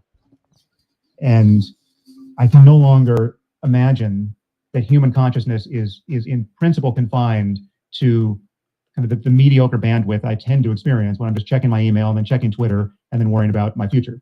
Right? I actually don't think I actually closed the loop on what I want to say about Jordan there, though. So Jordan and I differ in he wants to support a much more traditional picture of the utility and even necessity of religious thinking and religious identity, and that way of giving meaning to one's life through traditional stories and stories which I think a literal belief in can't be justified based on what we have come to understand about science. And I just think that the burden is on us at this point in history to find a truly non-sectarian way of telling ourselves a story. Great point by Phone Punk. Human consciousness, what is that? Has anyone seen human consciousness? Can we empirically prove that?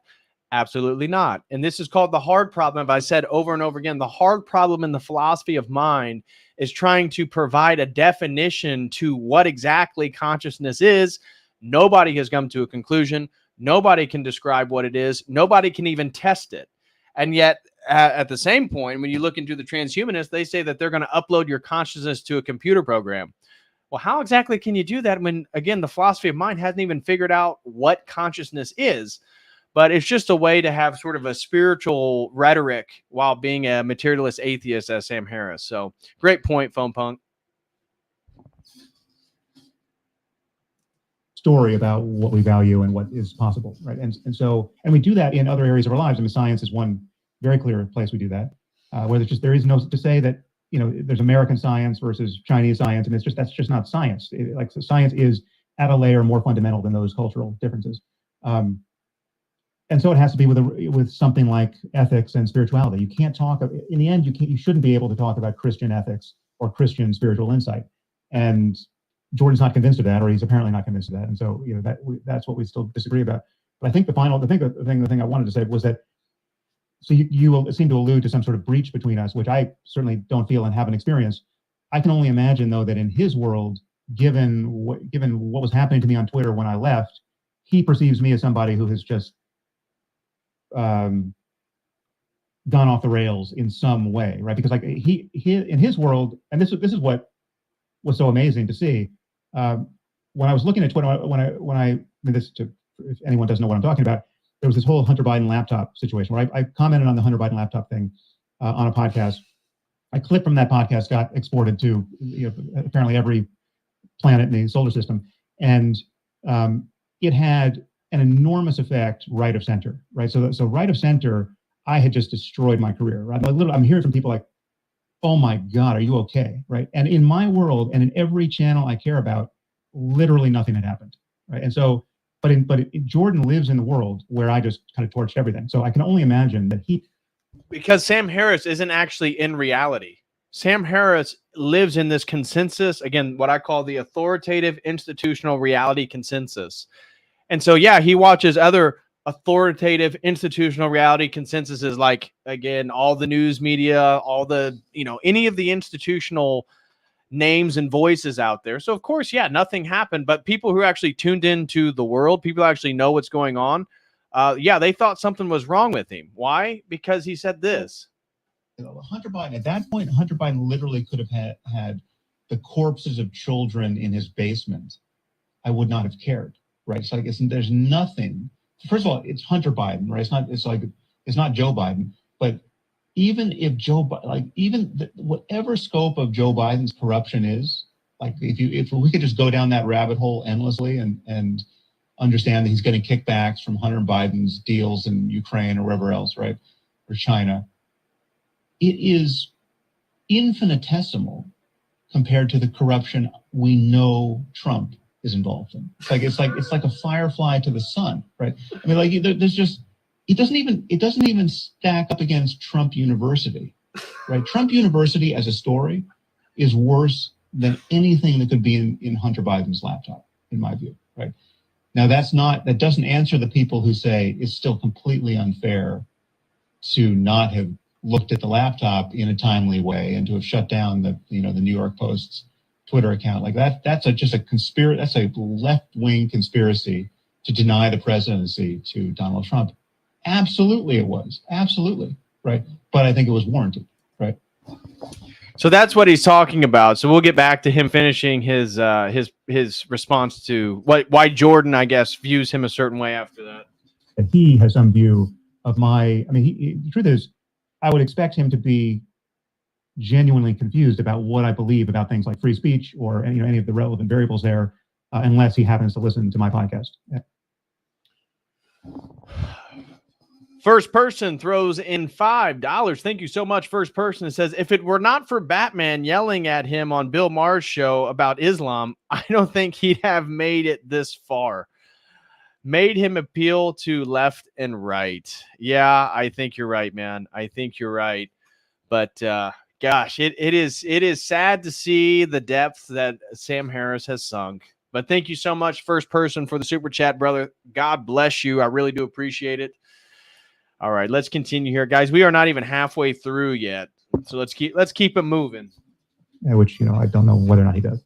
I think the potential breach that I was talking about was more just that there is a hunger for you and him to speak. I think that you've both been formative to a lot of people's intellectual journeys in one form or another. I think people are hoping that yet more juice to squeeze from your conjoined lemons in however way that happens. Well, I'm always happy to talk to him. I think the thing that got into my head is someone sent me a clip from Joe Rogan's podcast where he and Joe were talking about me, and Jordan seemed to be talking about me as like a cautionary tale, like, look what can happen to somebody.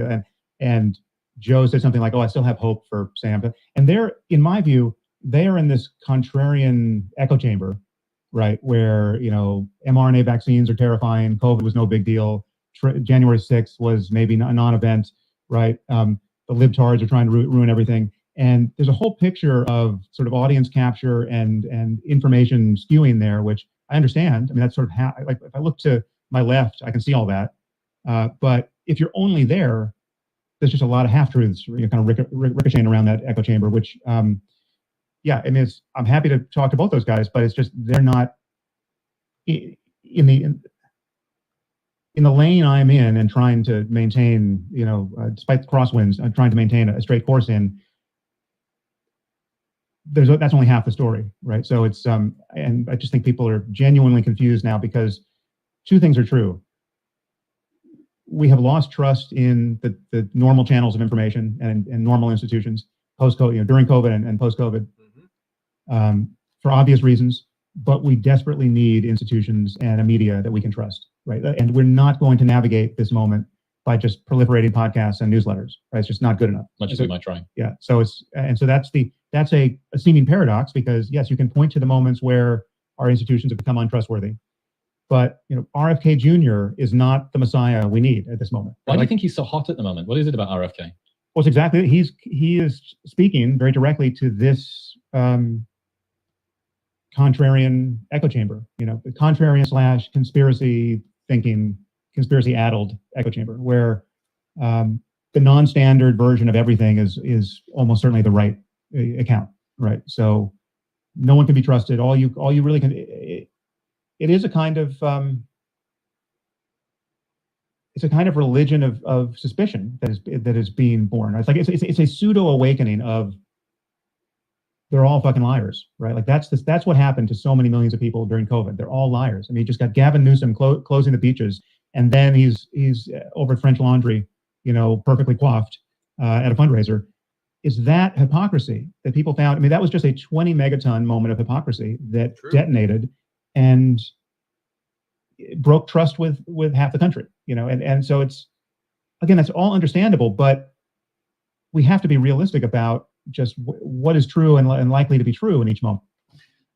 Well, don't you think it's likely to be true that if the people who were locking things down, preventing people to go to the beach, and yet at the same time were clearly unafraid of the virus, don't you think that it's probably rational that it isn't what you thought it was? Hello. So again, we can hear that he's quite open of his criticism of RFK. Basically, besides the murder of his father, besides discussions of the intelligence agencies, besides his discussions of the jibby jab, he's like, well, me and RFK, we believe in many of the same policies, but he's part of that new religion of contrarianism because he doesn't believe in Sam Harris's opinion, which is again the authoritative institutional reality consensus on any given topic. Moment, and is everything the CDC says likely to be wrong? Right? Like, is that really is that what we want to default to? you can't trust the CDC about anything? Is that how you really want to be a consumer of medicine? It's completely unworkable. What we need is a CDC we can trust. And insofar as we don't truly have that, then that is where we have to perform surgery. But it's not like we can tear it all down and then we're just going to chat GPT our way to health. It's not going to happen. We'll get back to talking to Sam in 1 minute, but first, I need. I'm hopeful that if he keeps expounding upon how, COVID was targeted to avoid Ashkenazi Jews and Chinese Talking about RFK and how he's a conspiracy theorist. people, and it's like if you give him a mic enough, he will put his foot, he'll put both feet in his mouth and in your mouth and in any mouth that's available. I mean, but again, it's not that he's wrong about everything. It's harder than that, right? He is right about many things, and the fact that people love what he's saying is totally understandable. It's just not, half truths are harder to deal with, and or statements which are riddled with truths, but the general shape of them is wrong and aiming in the wrong direction. Like that is it's hard for people to parse that stuff, and it's especially hard when occasionally the conspiracy theory turns out to be true or very likely to be true. It's like if you're a person who has an appetite for every conspiracy theory, right? So JFK was, couldn't have been a single shooter, and you just bought every one since then. Then you're going to be, then when, COVID likely escaped a lab in Wuhan, if you're the first person to sign up to that in an environment where everyone's being called racist for signing up to that, you're going to look like this contrarian genius who just they couldn't fool me, right? I knew it likely came out of a lab. Whereas the rational position to have had, I mean, you have to take all of these things a la carte, right? Like you just have to honestly investigate, within the confines of opportunity costs and bandwidth, you have to investigate them as they come. And I mean, with that one in particular, it was always obvious that it was at the very least plausible that COVID could have escaped a lab. We just know we have a problem with lab leaks. And there's the Wuhan Institute for Virology right there working on coronaviruses. It was never that was a woke shibboleth bullshit to call that racist, to worry that it could come out of a lab. Should have spoken to Rob Reed. That would have made it easier. Which Rob Reed is that? That did Afteron? Didn't he do a big? Oh, right, yeah. I was thinking about the Christian Rob Reed. Yeah, so Rob and I did a podcast on this kind of topic, lab leaks in general and synthetic bio in general.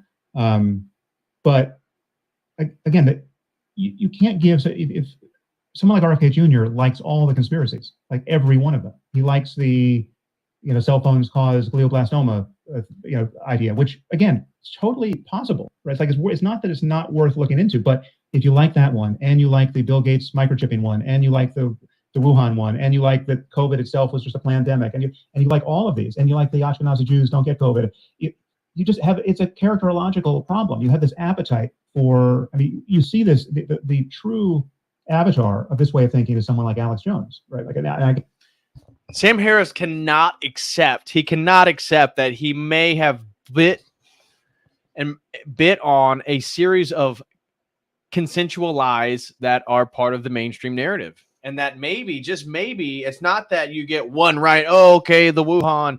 Yep, you got that right. Maybe, just maybe, more than you realize, Sam, is not what you think it is. Maybe more than you realize, there is serious intention. He talks about, there's a, the left, again, validates the left-wing conspiracy to stop Donald Trump in 2020 by not publishing the Hunter Biden lab and saying that this was Russian fake news. Then they say it's true. He's like, well, that's justified. And then he's conspiratorial about what Trump's trying to do, right? So he blames everybody. If you have any sort of opinion that he doesn't believe, you're one of these conspiratorial nut jobs. But then he himself is ladling this conspiratorial rhetoric onto Donald Trump, all the MAGA supporters, anybody who's right of center, all these, again, crazies that he refers to. He's just as big of a conspiracy theorist in regards to the conspiracy of the proliferation of conspiracies, because he's saying, no, it's not what you think it is. And again, I don't know if Alex Jones is just a performance artist and it's cynical and not real, or if he really believes what he says he believes. But assuming he believes what he says he believes, he is just, it's like you're a nymphomaniac and what you love is lies, right? And half truths, right? You just love the least credible ideas, whatever can come over the transom, that's what gets you hard, right? And so that you're just going to keep doing that, and it's a disorder, right? But if it's true that certain frogs are getting turned gay, right? And you're the first one talking about that. Well, he was right about those frogs, so he must be right about everything. You're going to find an audience, and he was the one making fun of him years ago, Alex Jones, for the whole frog thing. Now we know the DDT's in the water. We know that it is changing the sexual expressions of animals, particularly frogs. This is obviously affecting humanity. We can look at the testosterone rates of young men and how they are in a dramatic decline. And he's like, well, yeah, you may have got that one right, but his whole worldview is not. Nobody believes that everything Alex Jones says, every single thing is true, or Donald Trump, or Jordan Peterson, or Tucker Carlson. You can believe things and also separate yourself from the person. It's like Sam doesn't realize this.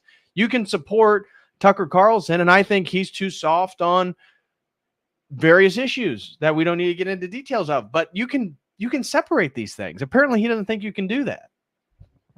What's so perverse about our current environment online is that there is no real evolutionary pressure anymore, because everything can succeed. There's just you can always just find another corner of the internet and another echo chamber, and just this part of 4chan, and if 4chan isn't good enough for you, it can be over at 8chan, right? It's like you can find this little hellhole where you can a requisite number of people to monetize ultimately are willing to hear and talk about anything.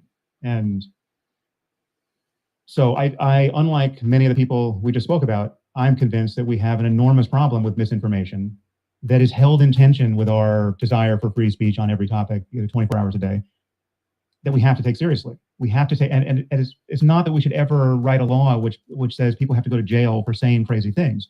I think the First Amendment truly is sacred, and the right, it's just beyond sacred, it's just the right algorithm to have for it to run a democracy. And we have it in America, and almost no one else has it. But that's not the same thing as having a right to the gamification algorithm that boosts the craziest stuff preferentially to the ends of the earth and maintains it forever, right? And now you add generative AI to that, and I think the problem just gets worse. So yeah, I'm worried about consequential lies and half-truths in a way that many of my colleagues in Podcastistan aren't. Okay, so here's what he's upset about regarding Jordan Peterson and Joe Rogan. Here's what they said. Magenta. Okay. Yeah, it's designer hell. Ah, you nice. know. So this is made out of sheep's wool, and this is made out of goat's wool. So that's pretty funny. And then in here you've got your basic heaven lining and your basic hell lining. Okay. Yeah. So I don't think I've ever seen a man Sheep's walk wool. around with a. I think you're one up. my one up. Yeah, you're one up. Are you? No, that's No, good. you good? It's double breasted. Double-breasted. Yeah, Fancy. yeah. Fancy. Got one suit with you in the lining too. Oh no! I was going to wear it today. I thought about wearing it. It's a black suit with platinum wires in it, which is kind of cool. And inside it's got black and white images of like really sharp, harsh graphic images of you and Brett Weinstein and Ben Shapiro and Russell Brand and as an assortment of the that whole Sam intellectual Harris dark web too. thing. That's Sam's the guys, in there. man. Sam's in there too. Yeah. Yeah. I still have hope for Sam Harris. Yeah, me too. Me too. Yeah, I hope he makes a comeback. So, I mean, he's not really going away. He's just got some weird opinions. yeah, well, But there's plenty of that floating around. well, I think when you have like complex, fascinating brains, they go off in all kinds of different directions. Don't you think? This is one of the dangers of being creative, right? Most creative ideas are wrong, and a good section of those wrong ones are fatal.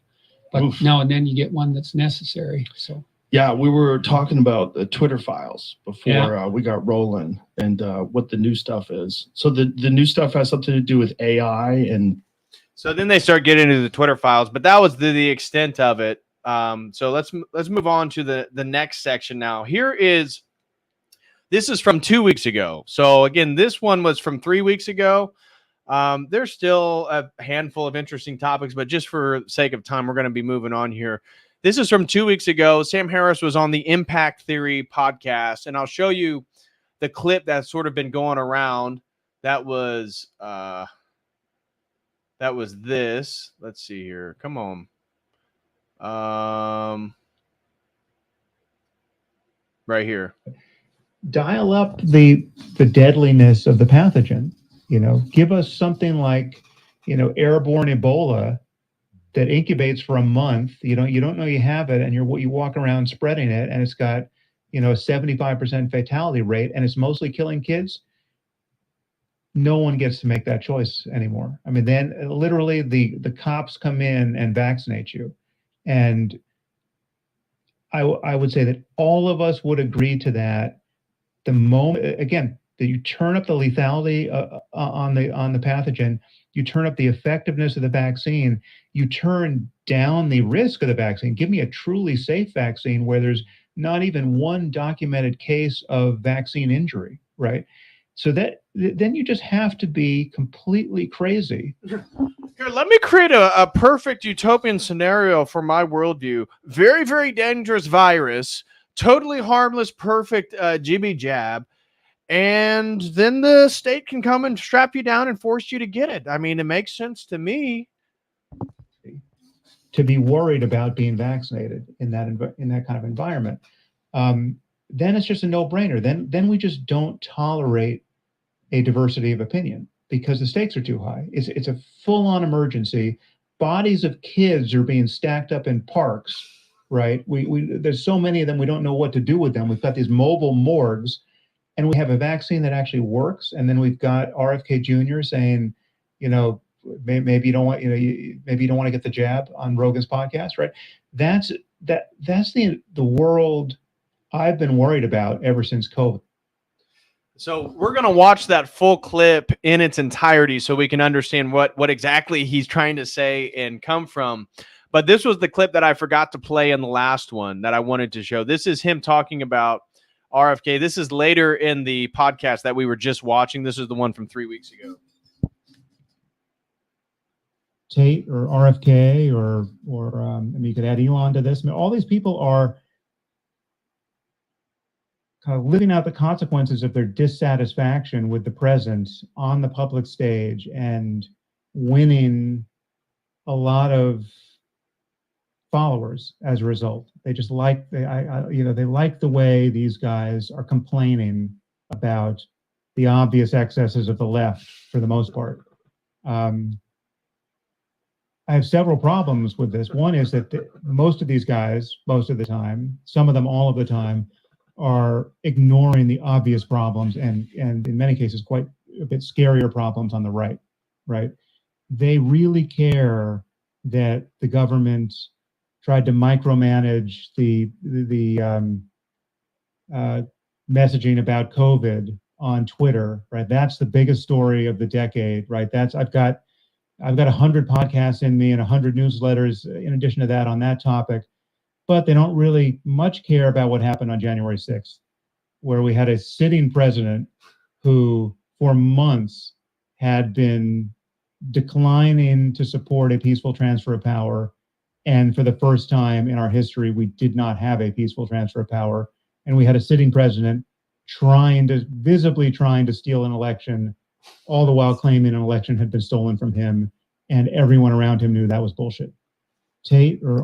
This dude is in such a delusion. He's not even in the same reality we are in. It's absolutely unreal. It's total self-projection. So here we go. We're going to watch the entirety of that clip now so we can understand what he's talking about. This is then Tom Ballou, who I'm not the biggest fan of. He said some good things, but he has this very popular podcast called Impact Theory where he has a lot of the big names come on. And so Tom is going back and forth with Sam here, and this is already an hour and 38 into it. And he starts asking him, and he gets into, Tom's going to talk here, leading into the question to the response that you saw from Sam Harris saying, well, imagine this scenario. So here's that clip in its entirety. The stakes really matter. And in fact, going back to that idea of if I look at, so I watched the whole interview that you did where you were talking about the Hunter Biden laptop. And so I'm watching it with an open mind and just a ton of respect for you, Sam. I cannot stress it enough. Before, after, this minute, a year from now, I just can't fathom not really being blown away by how you think and all the meditation stuff. You seem sincerely to want to help people. Does this dude have his shirt on backwards? Is that washing instructions underneath his collar? for being such like a money, savvy multi-millionaire, you think he'd get some clothes that fit and put them in the right way. But it definitely looks like his shirt is backwards. Is it not? Is that just me? Don't you guys? Doesn't it look like his shirt's backwards? Anyways, it makes no sense. I can't imagine not really respecting you, Sam. I love the way that you think. People. So it's very easy for me to go, okay, I think I get where you're going with this. But for me to interpret that moment the way that you did, this is why I said, this is about stopping evil. To me, your interpretation of Trump is that either because he's just a clown on the loose, a dangerous troll, or because he's actually nefarious. Either one has the same outcome, so I doubt you split real hairs with that. But he cannot be in control of this company. It is, I don't know if you go all the way to existential, this country. I don't know if you go all the way to existential or not, but it's like, it's so high risk, finger on the nukes, asking questions like, why do I have less nukes than JFK back in the 60s? Like this is as close to unhinged narcissism as you're going to get. It's too dangerous. We are now at a point where, hey, everybody, yeah, fine. I will step forward and say that there should be a small group of people that just keep us from this lunacy. And if that means that we have to not necessarily bury the laptop, but you cannot let it come out right in a moment where it could possibly sway the election and put that psychopath back in. Right. Now, that's where I say that is way more dangerous. And now we can at least talk about what we disagree on. Yeah. To me, the authoritarian nature of like, I and some small group of people have decided that Trump is that dangerous and have decided that this laptop revealing at this moment would be dangerous to the Democratic candidacy. So whatever it is that we have to suppress it. Now I should be clear about what my position actually was at the time and what I was actually saying on that podcast. So he's addressing the very first one we watched, the trigonometry one that was over a year ago, where he talks about he doesn't care, he doesn't give a damn whatever, Hunter Biden or the Biden family was guilty of. Guys, smash that like for everybody who's still here. If you want to show some love and support, feel free to send in a super chat using Streamlabs link, YouTube, or don't forget, Andrew Wilson from the Crucible hooked me up with a new Dono Chat link. You can check me out on Dono Chat, and I've got one from the last stream. I just got my Dono Chat, so feel free. You can always hit me up on the Dono Chat. But smash that like, guys. We're going to keep on keeping on. Here we go. Not especially well. My position was it was always a hard judgment call at that point. We're talking about 10 days before the election. This thing it's clearly an October surprise, foisted on us, timed intentionally to be hard to parse right before the election. I mean, it's just like we're on Rudy Giuliani's timetable. It's like this is when I'm going to show you the laptop, right? You got 10 days to figure this out. It was meant to detonate politically at that point. And we already knew what happens in the 2016 election, when 10 days before an election, you say, hey, we got Anthony Weiner's laptop, and now we're reopening the email investigation to Hillary Clinton. We saw that was her poll numbers by the hour went down, and whether that was decisive or not, who knows? She was unelectable for other reasons. But so we had so my claim at the time was it was totally understandable for journalists to say, we're not going to be hostage to Rudy Giuliani's timetable here. We have an election in 10 days. First, do no harm. Let's just give this. Let's wait for 3 weeks to figure out what's true about this laptop. Right? We can't figure out whether this is a Russian forgery. Like this, there's reasons to be concerned that it could be Russian disinformation. Who knows what's going on here? We should not be in a rush to create a disaster here politically. So it was, and so I viewed each of these platforms having different choices to make. So journalists could decide, do we want to focus on this now, or do we want to give this a little more breathing room? That was an editorial choice that I completely understood, and still a genuine hard call. Then you have Twitter deciding not only to whether or not to amplify certain things, they decide to deplatform the New York Post that had a journalist who decided to write about the story, right? That was a very different decision, and I think almost certainly the wrong decision, right? I mean, again, understandable given the political bias of people on Twitter and given the genuine uncertainty as to the ground truth of the validity of the information and where that laptop came from. And I think even in that case, on the New York Post story, one of the reporters who reported it out didn't want to sign his name to the article. I mean, like it was the Wild West over there in terms of actually, doing the journalism.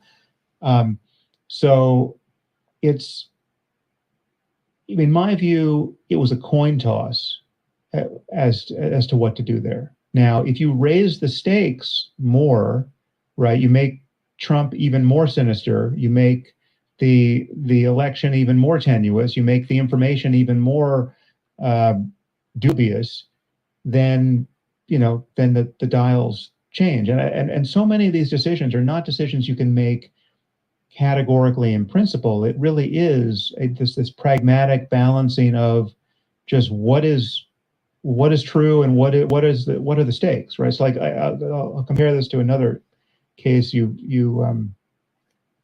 spelled out earlier. So you felt that it was obviously wrong to force people to get the mRNA vaccine for COVID, right? Yes. Now, I would grant you, certainly in retrospect, that seems true. Even though he was against Heather and Brett for them telling people that they shouldn't do that. But if we change a few of the variables, I think your ethical intuitions and certainly political intuitions would totally change. So you make it a much more obviously effective vaccine that really does block transmissions, like a sterilizing vaccine. You make it a much more dangerous virus. You make it a virus that's actually preferentially killing kids rather than old people, right? So now we're in an environment where like you're deciding not to get vaccinated is putting my kids at risk, right? Do you get to make that choice, right? And you might say, oh yes, yeah, I should be able to make that choice. It's my body, but dial up the deadliness of the pathogen, give us something like, airborne Ebola that incubates for a month. You don't know you have it, and you walk around spreading it, and it's got, a 75% fatality rate, and it's mostly killing kids.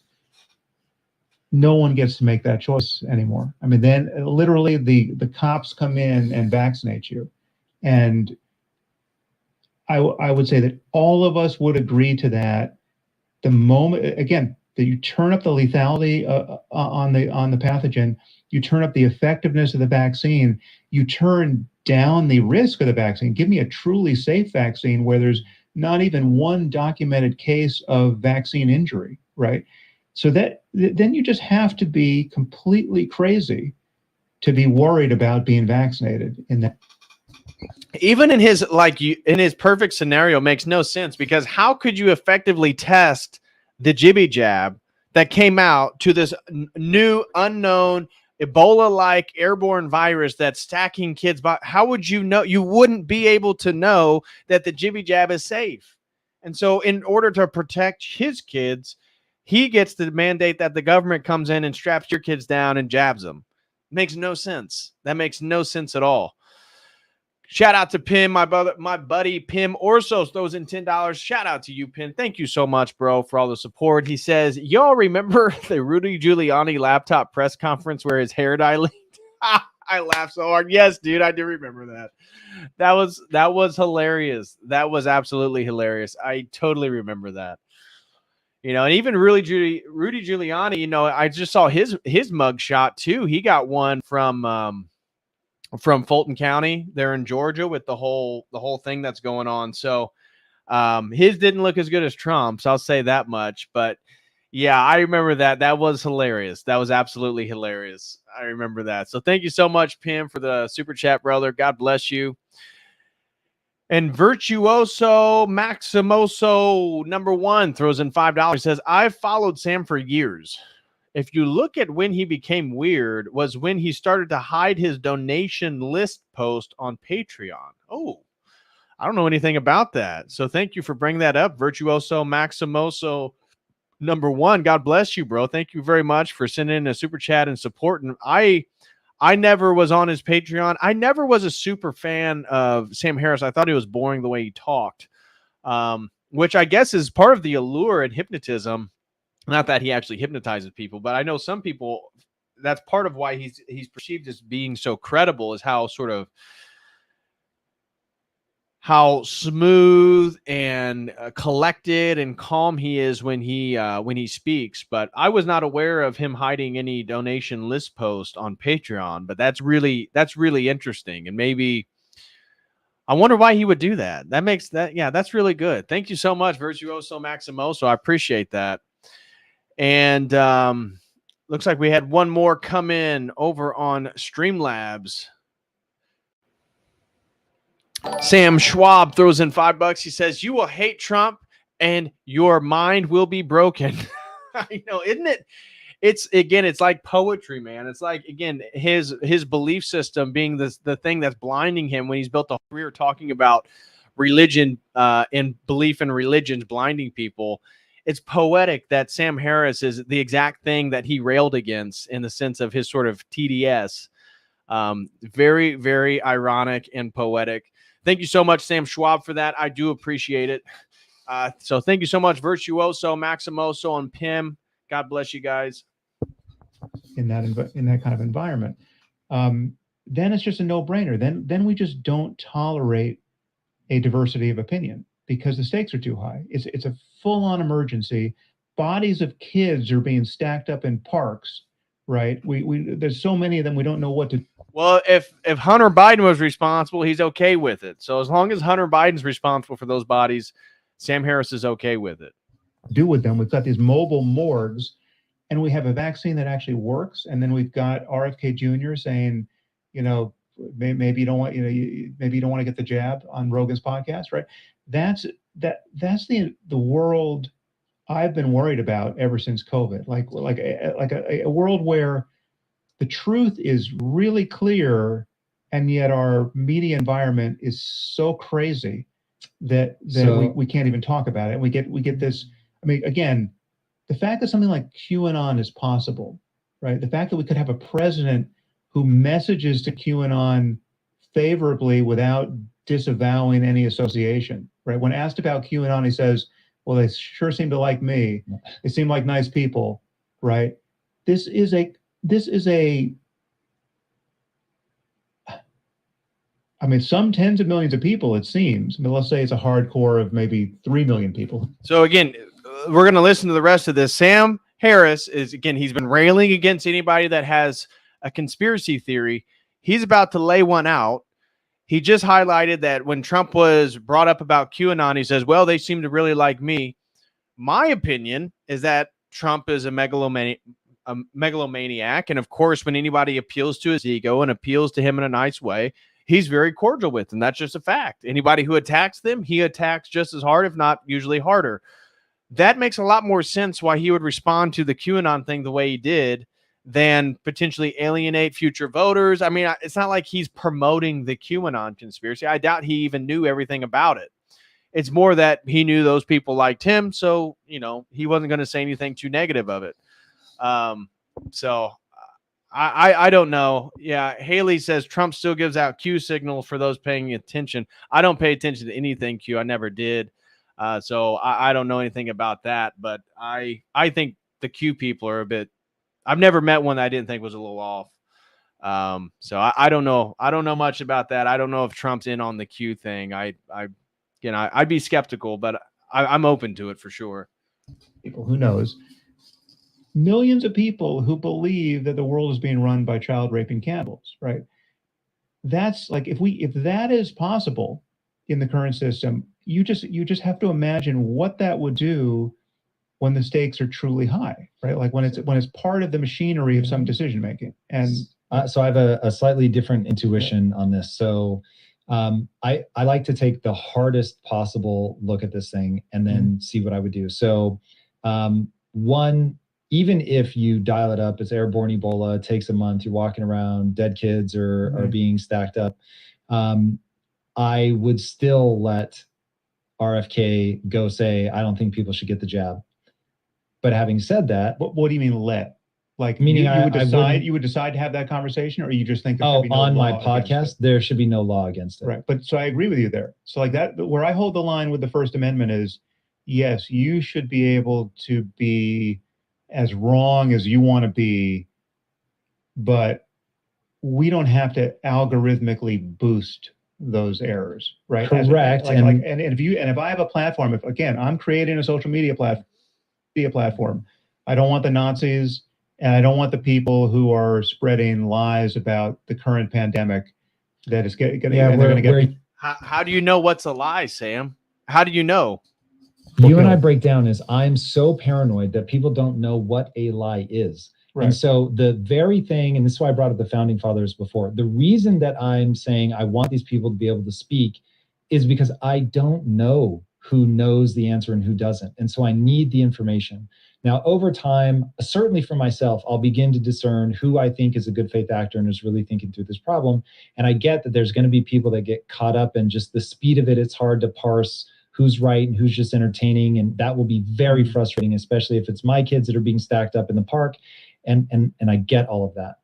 But I would also say that if you need those sort of wartime powers, this is Ebola, it's spreading, the deaths are just absolutely outrageous, we have reason to believe that the vaccine is working.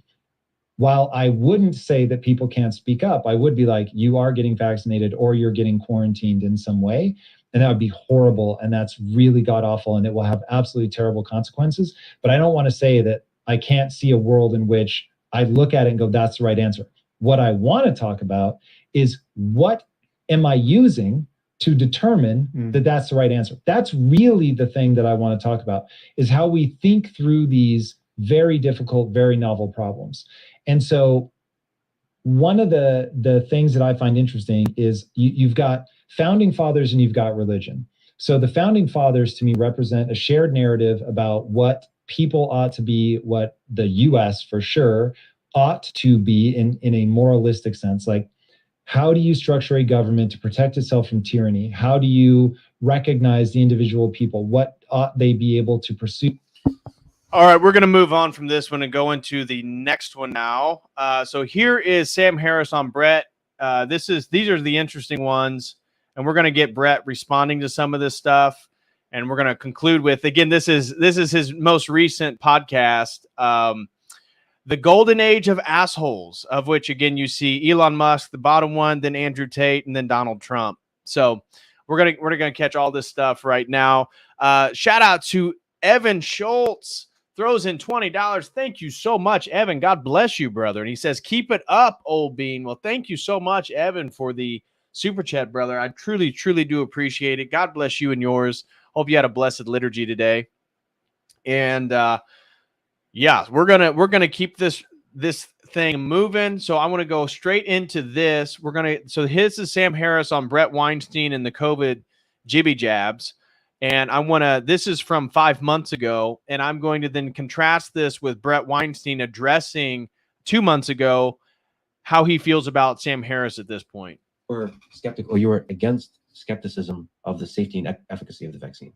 So people who get nervous about the vaccine, but this one is at 1.5 because these guys speak so slow. So we're at 1.5. You feel like it's moving, the audio's fast. It is. It's set at 1.5, but here we go. Don't fall into the usual anti-vax camp, which I think there was a significant enough number. Right. They're getting nervous. I mean, especially after the war in Afghanistan and Iraq, I too was nervous about anything where a lot of money could be made.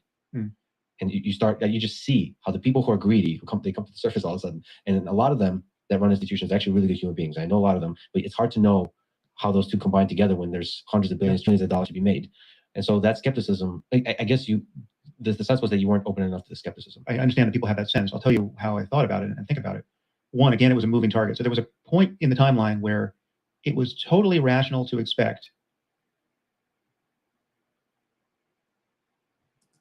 that the vaccines were both working, but both they were reasonably safe, and that COVID was reasonably dangerous, and that the trade-off for basically everyone was it was rational to get vaccinated, given the level of testing and how many people had been vaccinated before you, given what we were seeing with COVID, right? That was a forced choice. You're eventually going to get COVID, and the question is, do you want to be vaccinated when you do, right? There was a period where that forced choice, where it was just obviously reasonable to get vaccinated, especially because there was every reason to expect that while it wasn't a perfectly sterilizing vaccine, it was going to knock down transmission a lot, and that matters. And so it wasn't just a personal choice. You were actually Yeah, Haley, shout out to Haley Morris and the family. God bless you. Hope you and the hubby are doing well. Tell him I said hi, by the way. She says, why does Harris fantasize about ultra deadly pandemics and corporate authoritarianism? Exactly. It's because it's the only way he can justify his position. He's quite enamored by it, clearly. Being a good citizen when you decided to run whatever risk you were going to run to get vaccinated, because there are people in our society who can't get vaccinated. I mean, I know people who can't take any vaccines. They're so allergic to. I mean, they in their own person seem to justify all of the fears of the anti-vax cult. I mean, it's like they're the kind of person who Robert Kennedy Jr. can point to and say, "See, vaccines will fucking kill you," right? Because of the experience, and we're still. I know people who have kids who fit that description, right? So we should all feel a civic responsibility to be vaccinated against egregiously awful and transmissible diseases for which we have relatively safe vaccines to keep those sorts of people safe. And there was a period of time when it was thought that the vaccine could stop transmission. Yes. And so again, all of this has begun to shift. I don't think it has shifted as much as Brett Weinstein thinks it's shifted. But yes, there are safety concerns around the mRNA vaccines, especially for young men, right? As far as I know, that's the purview of actual heightened concern. But also there's a lot of natural immunity. Shout out to Harry Serpanos, throws in $5. He says, Sam is ignorant about viruses because they adapt to their environment and produce new and less lethal strains to spread easier and faster. So viruses don't become worse killers over time, but less. Exactly.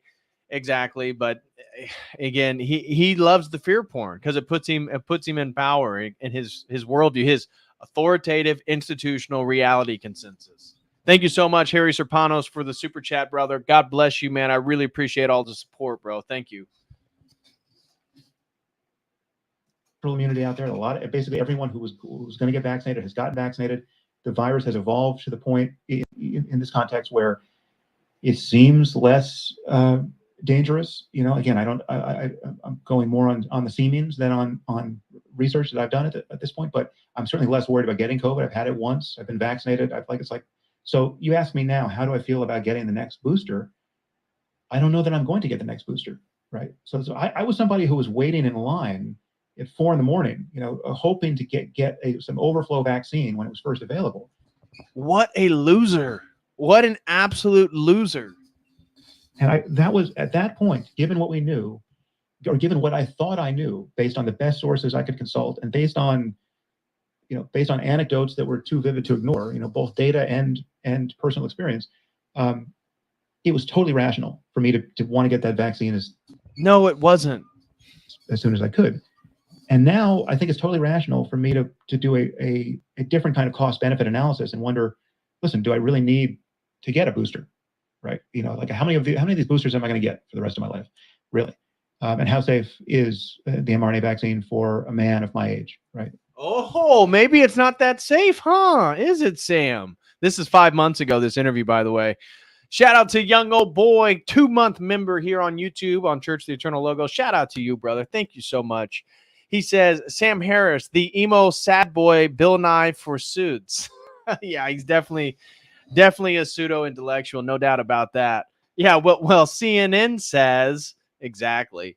So now we're kind of hearing his tone change a little bit, right? And you're going to hear Brett Weinstein specifically address this, say, you know, he said pretty nasty stuff about Brett and he says, my wife, Heather, and yet now, more recently, Sam's on record saying he's not going to get a booster. I wonder why. And I guarantee you, remember this, what I talked about in previous streams about buying into a lie, the deeper and deeper you go into it, which is going to be huge for the stream tomorrow night on Scientology. The deeper and deeper you go into it, the harder and harder it is to give up the lie, because you have to confront the fact that you were wrong. And he's not willing to get more boosters, but he's willing to continue to go onto these podcasts and create fake scenarios and narratives that say, oh, it's so much worse, it's so much deadlier, it's so much scarier. What if this happened? What if this? Because he has to justify his own behavior. It's sad. Right. And do I need to be worried about myocarditis? All of that is completely rational to talk about now. My concern is that at every point along the way, I was the wrong person, and Brett Weinstein was the wrong person, and there's many other people I add to this list to have strong opinions about any of this stuff. I just disagree with that. I think, yes, in theory, I agree 100%, but I feel like experts failed at communicating, not at doing. They did.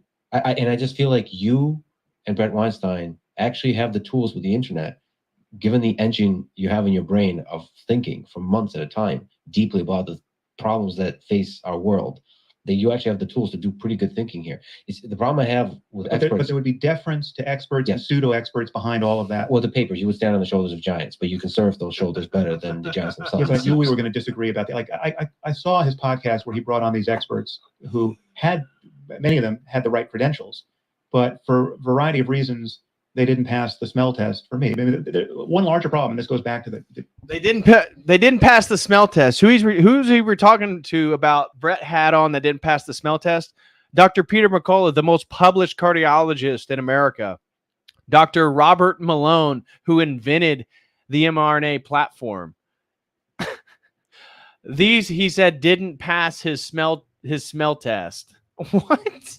The problem of how we rely on authority in science is that you can always find a PhD or an MD to champion any crackpot idea, right? You could, I mean, it is amazing, but you could find PhDs and MDs who would sit up there in front of Congress and say that they thought smoking was not addictive, or that it was not harmful there was no direct link between smoking and lung cancer. You can always find those people, but some of the people Brett found were people who had obvious tells, to my point of view, to my eye, and I saw them on some of the same people were on Rogan's podcast, right? And it's hard because if a person does have the right credentials and they're not saying something floridly mistaken, and we're talking about something where they're genuine unknowns, right? Like how much do we know about the safety of these vaccines, right? It's at that point, not a whole hell of a lot. I mean, we have no long-term data on mRNA vaccines, but to confidently say that millions of people are going to die because of these vaccines, and to confidently say that ivermectin is a panacea, right? Ivermectin is the thing that prevents COVID, right? Mm-hmm. There was no good reason to say either of those things at that moment. And so given that that's where Brett was, I felt like there was nothing to debate. We're both the wrong people to be getting into the weeds on this. We're both going to defer to our chosen experts. His experts look like crackpots to me. And at least the ones who are most vociferous on those edgiest points, it seemed most. And your experts seem like, what is the term? Mass hysteria. I forgot the term. Well, it's like with climate science. This old, it's received as a canard for in half our society now. But the claim that 97% of climate scientists agree that human-caused climate change is a thing, right? So do you go with the 97% most of the time, or do you go with the 3% most of the time? It's obvious you go with the 97% most of the time for anything that matters. It's not to say that the 3% are always wrong. Again, there are things get overturned. And yes, as you say, I've spent much more time worrying about this on my podcast than I've spent worrying about COVID. Our institutions have lost trust for good reason, right? And it's an open question whether we can actually get things done with this level of transparency and pseudo-transparency given our information ecosystems. Like, can we fight a war, really fight a war that we may have to fight, like the next Nazis? Can we fight that war when everyone with an iPhone is showing just how awful it is that little girls get blown up when we drop our bombs, right? Like, could we as a society do what we might have to do to actually get necessary things done when we're living in this panopticon of just, everyone's a journalist, right? Everyone's a scientist, everyone's an expert, everyone's got direct contact with the facts or a semblance of the facts. Okay, so here is now Brett Weinstein responding to him. And this is his message to Sam Harris. This was 2 months ago. This is a clip from a podcast. I have not seen the full podcast. I've only found this clip, but we're going to listen to, this is Brett responding to Sam Harris and many of these public statements he's said about him. Again, the crackpots he's referring to is literally the man who invented the mRNA platform and the #1 cardiologist. And there's many more, but very, very interesting, you know, who he believes in and who isn't. Cat Down the Road says the biggest crack puppet of them all in this particular delusion interview that's being displayed here is none other than Sam Harris. No doubt about that, bro. The cat down the road. It's clearly, and he doesn't realize it. Again, that's the delusion this guy's in. Here's Brett Weinstein responding to a lot of this stuff. Dial up the deadliness of the pathogen. You know, give us something like, or I mean, you could add Elon onto this. Okay, let's just exit out of there. Okay, go back here. Bam. On one of your previous appearances on this podcast, we discussed the moment Sam Harris turned in his IDW card. And you said on this podcast, though he didn't mention me by name, I think that's what he was aiming at. He was angry at me and probably had some right to be. You said that you hoped you'd be able to have a sort of constructive conversation around the topic and, you know, move forward together. Did that ever happen? No, it didn't happen. And I must say, whatever responsibility I felt for the falling out with Sam, I no longer feel. That responsibility that I did feel came from the fact that Heather and I were asked a question in our live Q&A about Sam, and I don't think we were as careful as we should have been. I don't think we said anything terribly wrong, but, you know, we used the term Trump derangement syndrome. Which I would say, again, everything that we've watched so far, would you not agree that Sam Harris has a form of Trump derangement syndrome? I mean, no doubt about it. The dude clearly does. And so, again, I'm not the biggest Weinstein fans, but I do respect Brett and some of the vocal criticism he has put out publicly regarding medical procedures since 2020. And I think his response here is very sober-minded. And so here, check it out. Anyway, if I could go back, I would undo it. But I apologized for it, which I think was sufficient. What unfolded around COVID, though, was of a very different nature. And it wasn't just COVID. It was COVID and the last presidential election, in which Sam took the position that there was only one thing to do, and anybody who talked about anything else was in some way guilty of putting us all in jeopardy because of the magnitude of the threat that he felt Trump represented. I didn't see it that way. We're both Americans. We're entitled to differ over this, and I can't see, you know, let's put it this way. I have a standard that I know could be abused in somebody else's hands, but I know that I use it carefully. The standard is, could reasonable people disagree over this? Right? And my sense is, could reasonable people disagree over whether or not Trump is such a tremendous threat that we have the right to contemplate something other than voting for whatever the blue team has delivered? Yeah, reasonable people could differ over that. And Sam did not believe reasonable people could differ over that. He believed you were inherently unreasonable if you differed over it. That happened again with COVID. Now, the thing that troubles me very deeply here is that Sam has been very aggressive in very specifically attacking my credibility and Heather's credibility as scientists, right? He's saying, look, he admits that he is not qualified to evaluate what took place during COVID, but he says, neither are Brett and Heather. Now, that is not true. Are we qualified as virologists to discuss virology? No. But evolutionary biology is a central player in all of the disciplines that were relevant to the pandemic. We were squarely within our training to discuss it. And even if we hadn't been, the fact is the way this works is you train yourself, right? In my opinion, getting a PhD might be something you have to do, but getting two is unnecessary, because even if you want to switch topics, once you've figured out what the level of work necessary is, you can train yourself in a new topic. So in any case, the question was, were we in a position to meaningfully sort signal from noise in the pandemic? And Sam thought no, but Sam was wrong about virtually everything.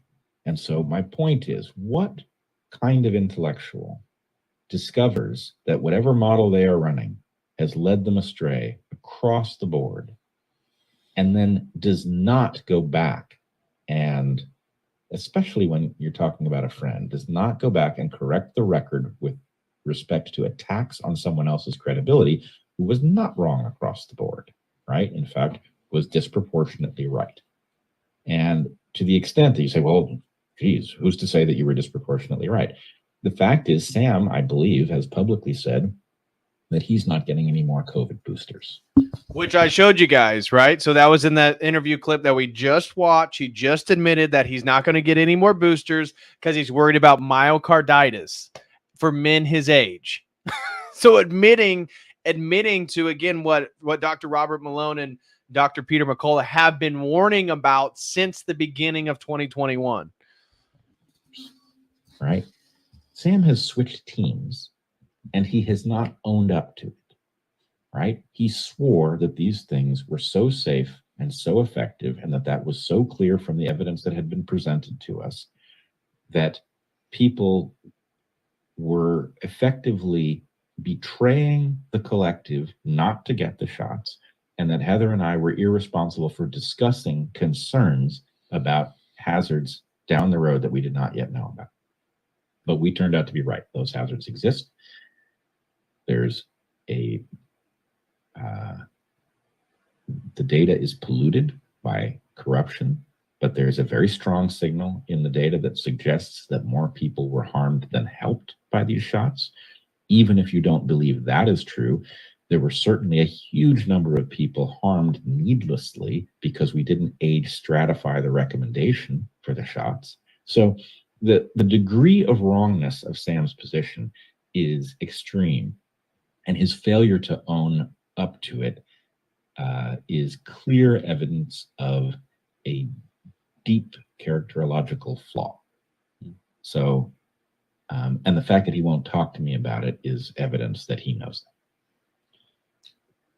Do you see a sort of any route to reconciliation here, or on your side, are you willing to have that talk? Are you willing to have that conversation?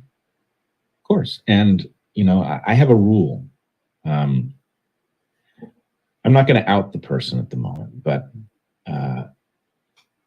some years ago, I had my first conversation with somebody quite famous on a topic that was unrelated to what had happened at Evergreen.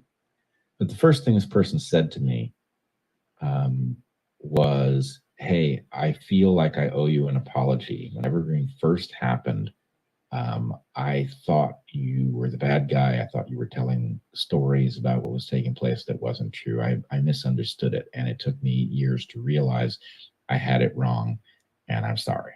What I said to this person was, actually, by my scheme, you don't owe me an apology, right? All I can ask is that you try to figure out what's true. And if at the point you discover that you had it wrong, you put it right? If you fix it, then you and I are square, right?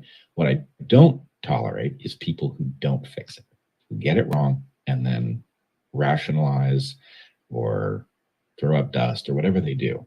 And so anyway, yeah, does Sam have the capacity to put this right? 100%. All he's got to do is own up to what happened and how it happened, right? We're good from there. But until he does that, this is going to hang over us. It's the central fact of our relationship until he puts it right. And I hope he does. I miss Sam. I like Sam. I think he was an important force for good, and I'm not happy to see him tangling himself in knots, rationalizing a departure from reason that many people were very troubled by. So again, I give great respect to Brett Weinstein.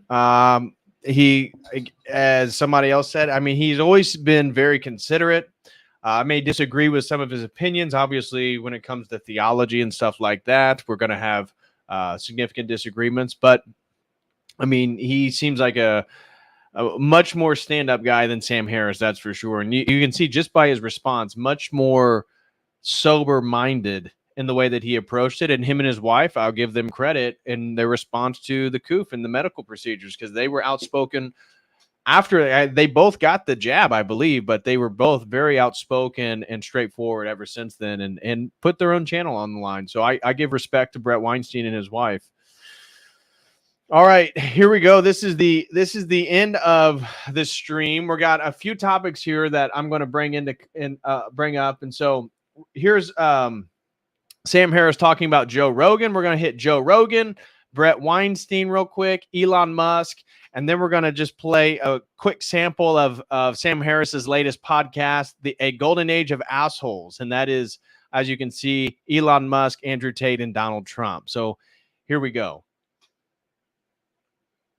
This is on Joe Rogan. This is him responding to Joe Rogan on the Lex Fridman. Well, because you brought up Joe, he's somebody like you I look up to. I've learned a lot from him because I think who he is privately as a human being, also he's kind of the voice of curiosity to me. He inspired me that, so unending, open-minded curiosity, much like you are the voice of reason. They recently had a podcast. Joe had recently had a podcast with Jordan Peterson, and he brought you up saying they still have a hope for you. Mm-hmm. Yeah. Hey, for everybody who's still here, smash that like wherever you're watching this stream from. Rockfin, Twitter, could be on the different YouTube channels. Smash that like, guys. And if you want to show some love, feel free to send in a super chat on YouTube or Streamlabs or on the Dono chat. I will hold up the Dono chat link. Shout out to Andrew Wilson, the Crucible, for helping me out there. And we're going to play these last few clips, and then we're going to be hopping off. So, guys, thank you so much for everybody. Really, really appreciate you. Any chance you talk to Joe again and reinvigorate your friendship? Yeah, well, I reached out to him privately when I saw that. Did you use the power of love? Joe knows I love him and consider him a friend, right? So there's no issue there. He also knows I'll be happy to do his podcast when we get that together. You know, so I've got no policy of not talking to Joe or not doing his podcast. I mean, I think we got a little sideways along these same lines where, you know, we've talked about Brett and Elon and other people. It was never to that degree with Joe because Joe's in a very different lane, right? And consciously so. I mean, Joe is a stand-up comic who interviews, who just is interested in everything, interviews the widest conceivable variety of people, and just lets his interests collide with their expertise or, you know, lack of expertise. I mean, again, it's a super wide variety of people. He'll talk about anything, and he can always pull the ripcord, saying, you know, I don't know what the fuck I'm saying. I'm a comic. I'm stoned. We just drank too much, right? Like it's very entertaining. It's all in, you know, to my eye, it's all in good faith. I think Joe is an extraordinarily ethical, good person. Also doesn't use Twitter. Doesn't really use Twitter. Yeah. No, the crucial difference though is that because he is an entertainer first. I mean, I'm not saying he's not smart and doesn't understand things. I mean, what's potentially confusing is he's very smart and he's also very informed. His full-time job is talking. You know, when he's not doing stand-up or doing color commentary for the UFC, his full-time job is talking to lots of very smart people at great length. So he's created the Joe Rogan University for himself, and he's gotten a lot of information crammed into his head. So it's not that he's uninformed, but he can always, when he feels that he's uninformed, or when it turns out he was wrong about something, he can always pull the ripcord and say, I'm just a comic. We were stoned. It was fun. You know, don't take medical advice from me. I don't play a doctor on the internet, right? I can't quite do that, right?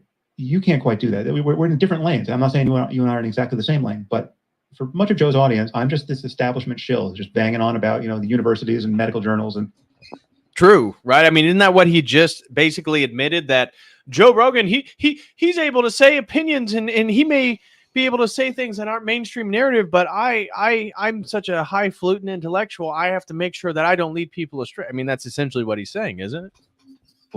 And it's not true, but that would be the perception. As a counterpoint to a lot of what's being said on Joe's podcast or certainly Brett's podcast on these topics, I can see how they would form that opinion. But in reality, if you listen to me long enough, you hear that I've said as much against the woke nonsense as anyone, even any lunatic on the right who can only keep that bright shiny object in view, right? So there's nothing that Candace Owens has said about wokeness that I haven't said about wokeness insofar as she's speaking rationally about wokeness. But we have to be able to keep multiple things in view, right? If you could only look at the problem of wokeness and you couldn't acknowledge the problem of Trump and Trumpism and QAnon and the explosion of irrationality that was happening on the right and bigotry that was happening on the right, you were just disregarding half of the landscape. And many people took half of the problem in recent years. The last 5 years is a story of many people taking half of the problem and monetizing that half of the problem and getting captured by an audience that only wanted that half of the problem talked about in that way. And this is the larger issue of audience capture, which is very, I'm sure it's. Yes, everybody is captured by their audience except Sam Harris, apparently. It's an ancient problem, but it's a very helpful phrase that I think comes to us courtesy of our mutual friend, Eric Weinstein.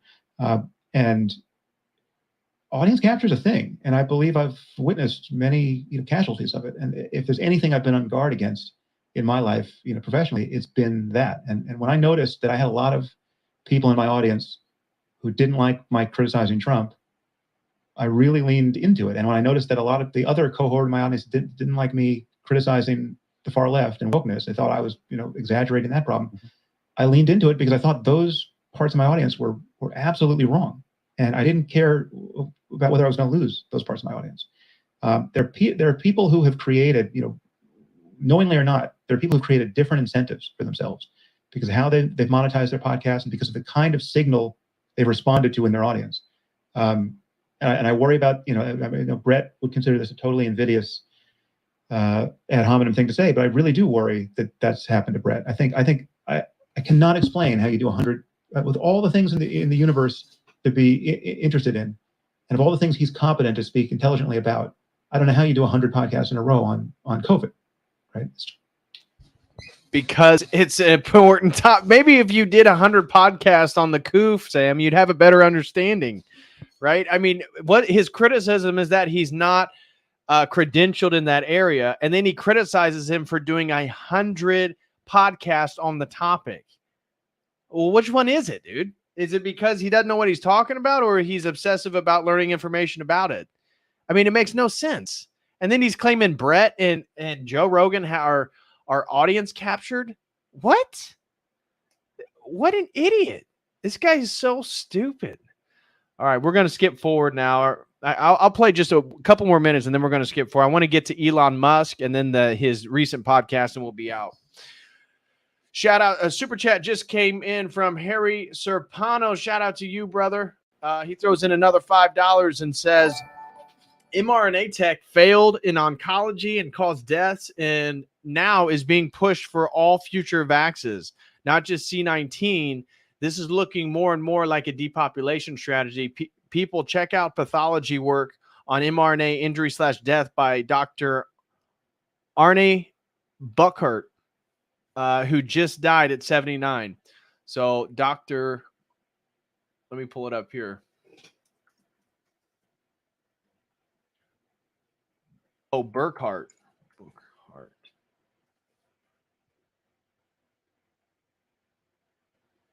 Aha. So you guys can check that out. Arne Burkhart. So thank you so much, Harry Serpanos, for that. God bless you, brother. Really do appreciate it. Okay, let's get back to here, and we'll wrap this up here soon. Thank you for being here. Make sure to smash that like. Okay. It's just, it makes no sense. Do you think, in part, audience capture can explain that? I absolutely think it can. Yeah. What about, for example, do you feel pressure to not admit that you made a mistake on COVID or made a mistake on Trump.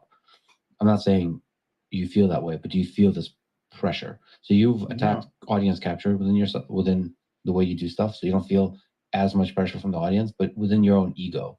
I mean, again, the people who think I'm wrong about any of these topics are going to think, okay, you're just not admitting that you're wrong. But then now we're having a dispute about specific facts.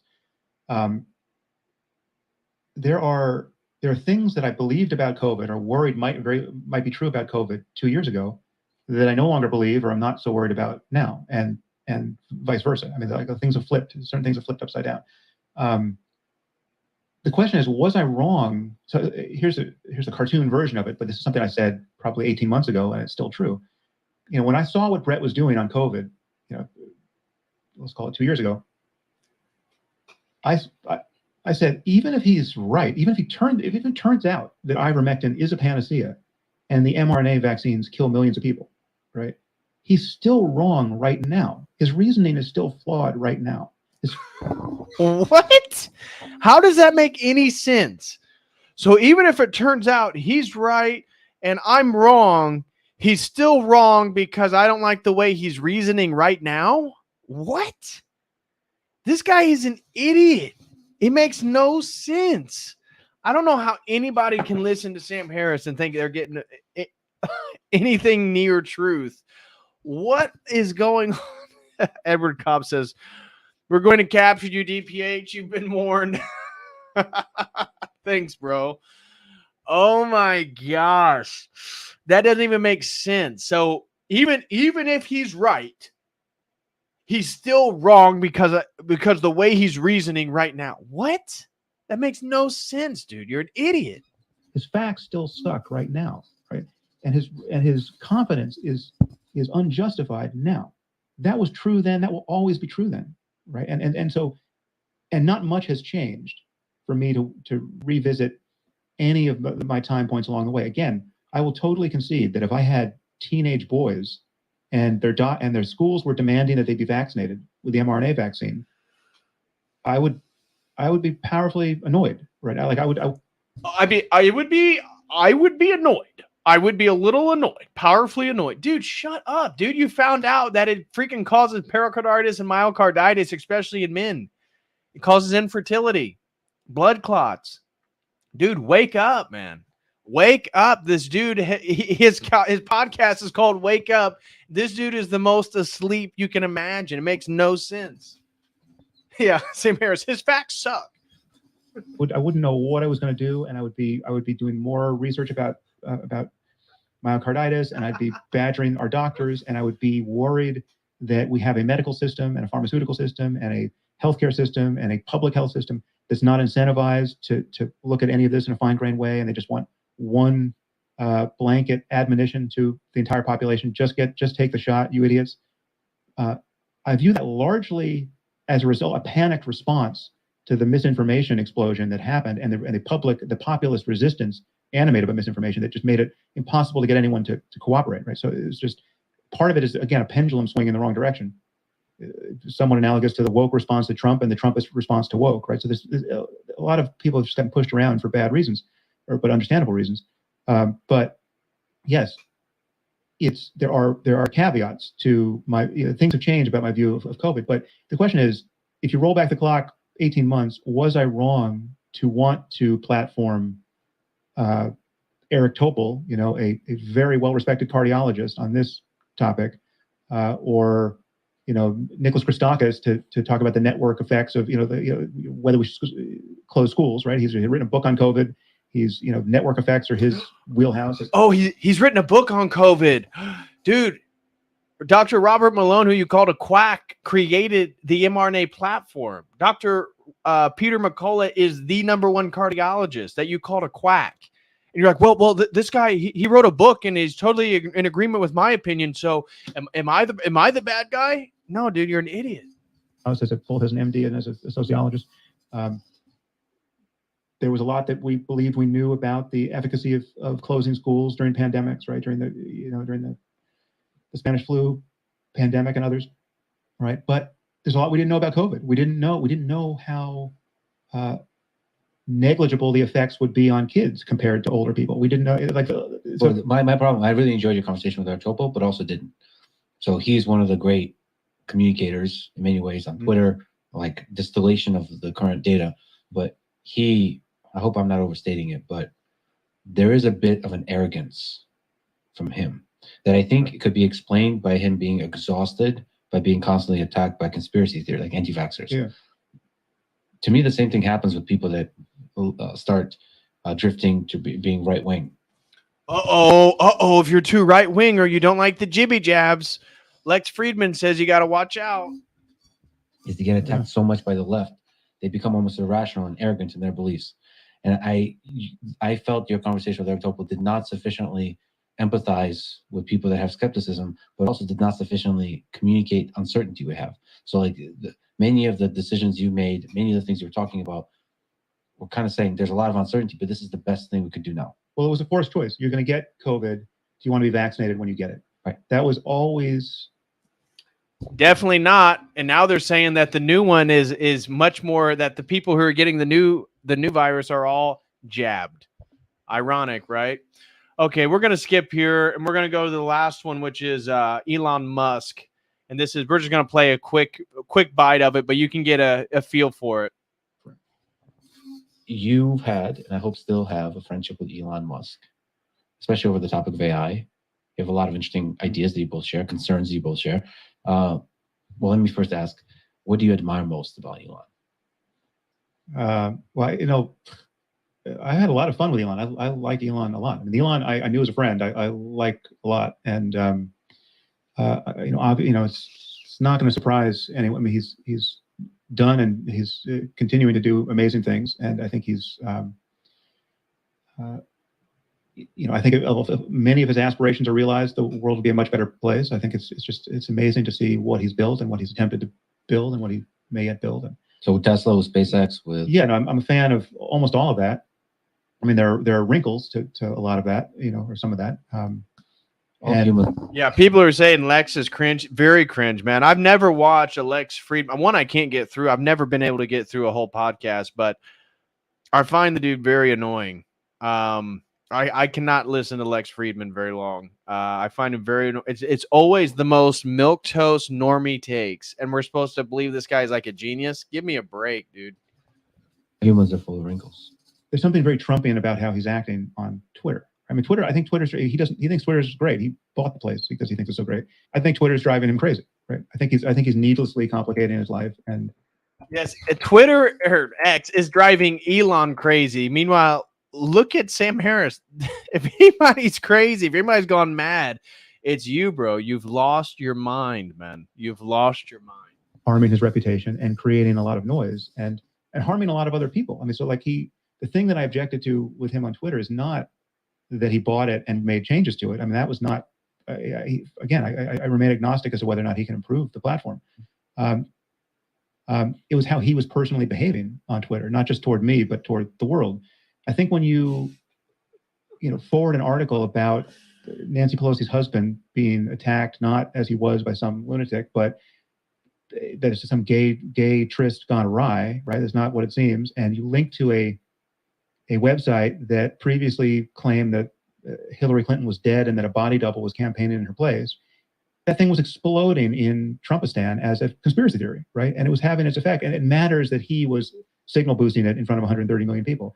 And so it is with saying that your former employee, Yoel Roth, is a pedophile, right? And it's like that has real consequences. It appeared to be complete bullshit. And now this guy's getting inundated with death threats, right? And Elon, that's totally predictable, right? And he's behaving quite recklessly. And there's a long list of things like that he's done on Twitter. It's not ethical. It's not good for him. It's not good for the world. It's not serious. It's just it's a very adolescent relationship to real problems in our society. And so my problem with how he's behaved is that he's purported to touch real issues by turns. Like, okay, do I give the satellites to Ukraine or not? Do I minimize their use of them or not? Should I publicly worry about World War III or not? Right? He's doing this shit on Twitter, right? And at the same moment, he's doing these other very impulsive, ill-considered things and he's not showing any willingness to really clean up the mess he makes. He brings Kanye on, knowing he's an anti-Semite who's got mental health problems, and then kicks him off for a swastika, which I probably wouldn't have kicked him off for swastikas. Like that's even like, can you really kick people off for swastikas? Is that something that you get banned for? I mean, are you a free speech absolutist if you can't let a swastika show up? I'm not even sure that's enforceable terms of service, right? There are moments to use. I maybe agree on Sam with him there. I mean, I thought that was a dumb thing out of all the things Kanye said, posting that doesn't seem like the most bannable offense. But anyways, guys, now we're going to conclude our very last clip for the night. This is Sam Harris's most recent podcast, A Golden Age of Assholes, episode 331. And here he goes into it. So you're going to get the full thing. We're just going to play a little bit, and then we're going to be hopping off, guys. Smash that like. And if anybody wants to share a little bit of love and send something in, do so now, and we'll be able to address it before we hop off. There's Andrew Tate, and another is Donald Trump. Both of these men are assholes, but two. And they're people who should have no influence at all by others. So what is, in fact, mostly digital vomit at this point is being spread everywhere and celebrated as some new form of nutrition. So there are people who we probably shouldn't know about, but do. And there are people who should have no influence at all, but their influence is enormous. One of these people is Andrew Tate, and another is Donald Trump. Both of these men are assholes, and I said as much on these other podcasts. However, many people appear confused about what it means to be an asshole. The fact that many of these confused people are themselves assholes is perhaps unsurprising. Many people believe that calling someone like Tate or Trump an asshole says very little about them, and all too much about the person making the allegation. Such a person is believed just doesn't like Tate or Trump's style. He finds their brashness offensive. And taking offensive brashness is just a sign of weakness. Only someone who doesn't feel strong himself could find another's arrogance or bombast threatening. There's a word for such a person, wading deep into the vomitorium now, right of center, where Tate and Trump are truly kings. Such a person is very likely to be called a cuck. If this word is unknown to you, well then, congratulations. Sam has clearly been offended by being called a cuck multiple times. But this rests on a fundamental misunderstanding. Being an asshole is not just a matter of style, it's a matter of substance. Because to be an asshole is to care about the wrong things. It is to not have one's priorities straight. Of course, many of us don't have our priorities quite straight, but only an asshole is inclined to celebrate this failure in public. To be an asshole is to mistake one's vices for virtues. It is to fundamentally misunderstand what it means to live a good life, and to encourage this misunderstanding in others.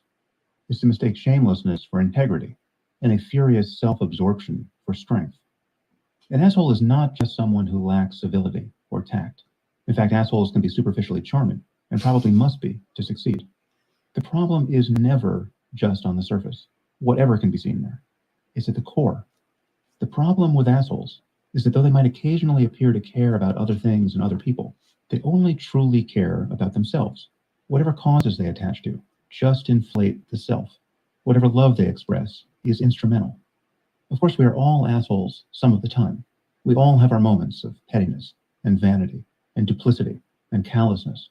But the task of living an examined life is to notice these moral failures as failures and to transcend their logic. The purpose of becoming a student of human wisdom and an honest observer of one's own mind is to become less of an asshole more of the time. So I'm reserving the term asshole for the sort of person who simply doesn't care that this project exists. The committed asshole, the unrepentant one, the one who wears his lack of wisdom like a crown. This is the sort of asshole I'm talking about. It seems strange to say it, but even the worst assholes never seem to lack for admirers. What do people admire about them? Well, above all, it's their shamelessness. Many people struggle with feelings of shame. Shame is among the least pleasant of human emotions, and it might be the most disempowering. Shame is generally surmounted, not by growing insensitive to it, but by living in such a way that it has few causes to arise. But assholes are proof that another strategy is possible. One can simply declare the offending organ vestigial and tear it out, and then one can live however one wants and never feel shame again. The gospel of the asshole is simple. There is nothing in your selfishness that you need to overcome. There's nothing to judge.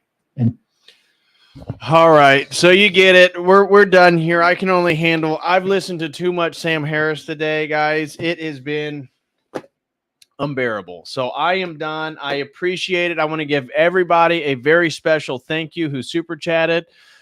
Special shout outs go to AC, Neurojack, Cool Dude, Pim Orso, Base Beard, Mud, First Person Q, Pim Virtuoso Maximoso, Evan Schultz, and Young Old Boy.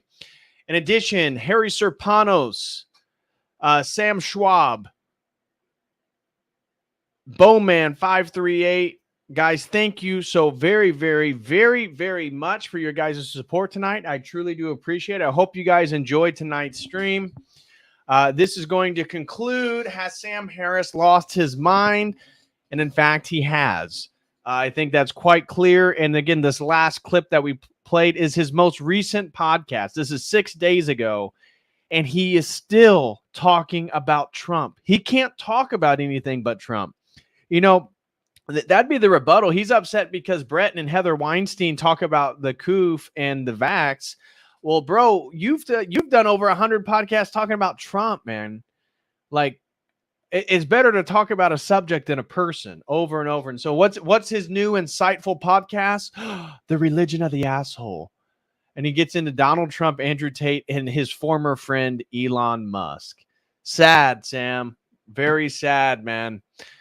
You are like a petty, petulant little child. So, guys, smash that like. I will be back tomorrow before I take a week off of streaming. Be going and seeing some family with my fiance. And so tomorrow we got a very special stream, a sponsored stream exposing Scientology and its occult origins and foundations. So that's going to be a lot of fun. I will see you all tomorrow night. Don't miss it. I'm telling you, it's going to be worth it. It's going to be a really good stream. So as always, until next time, God bless.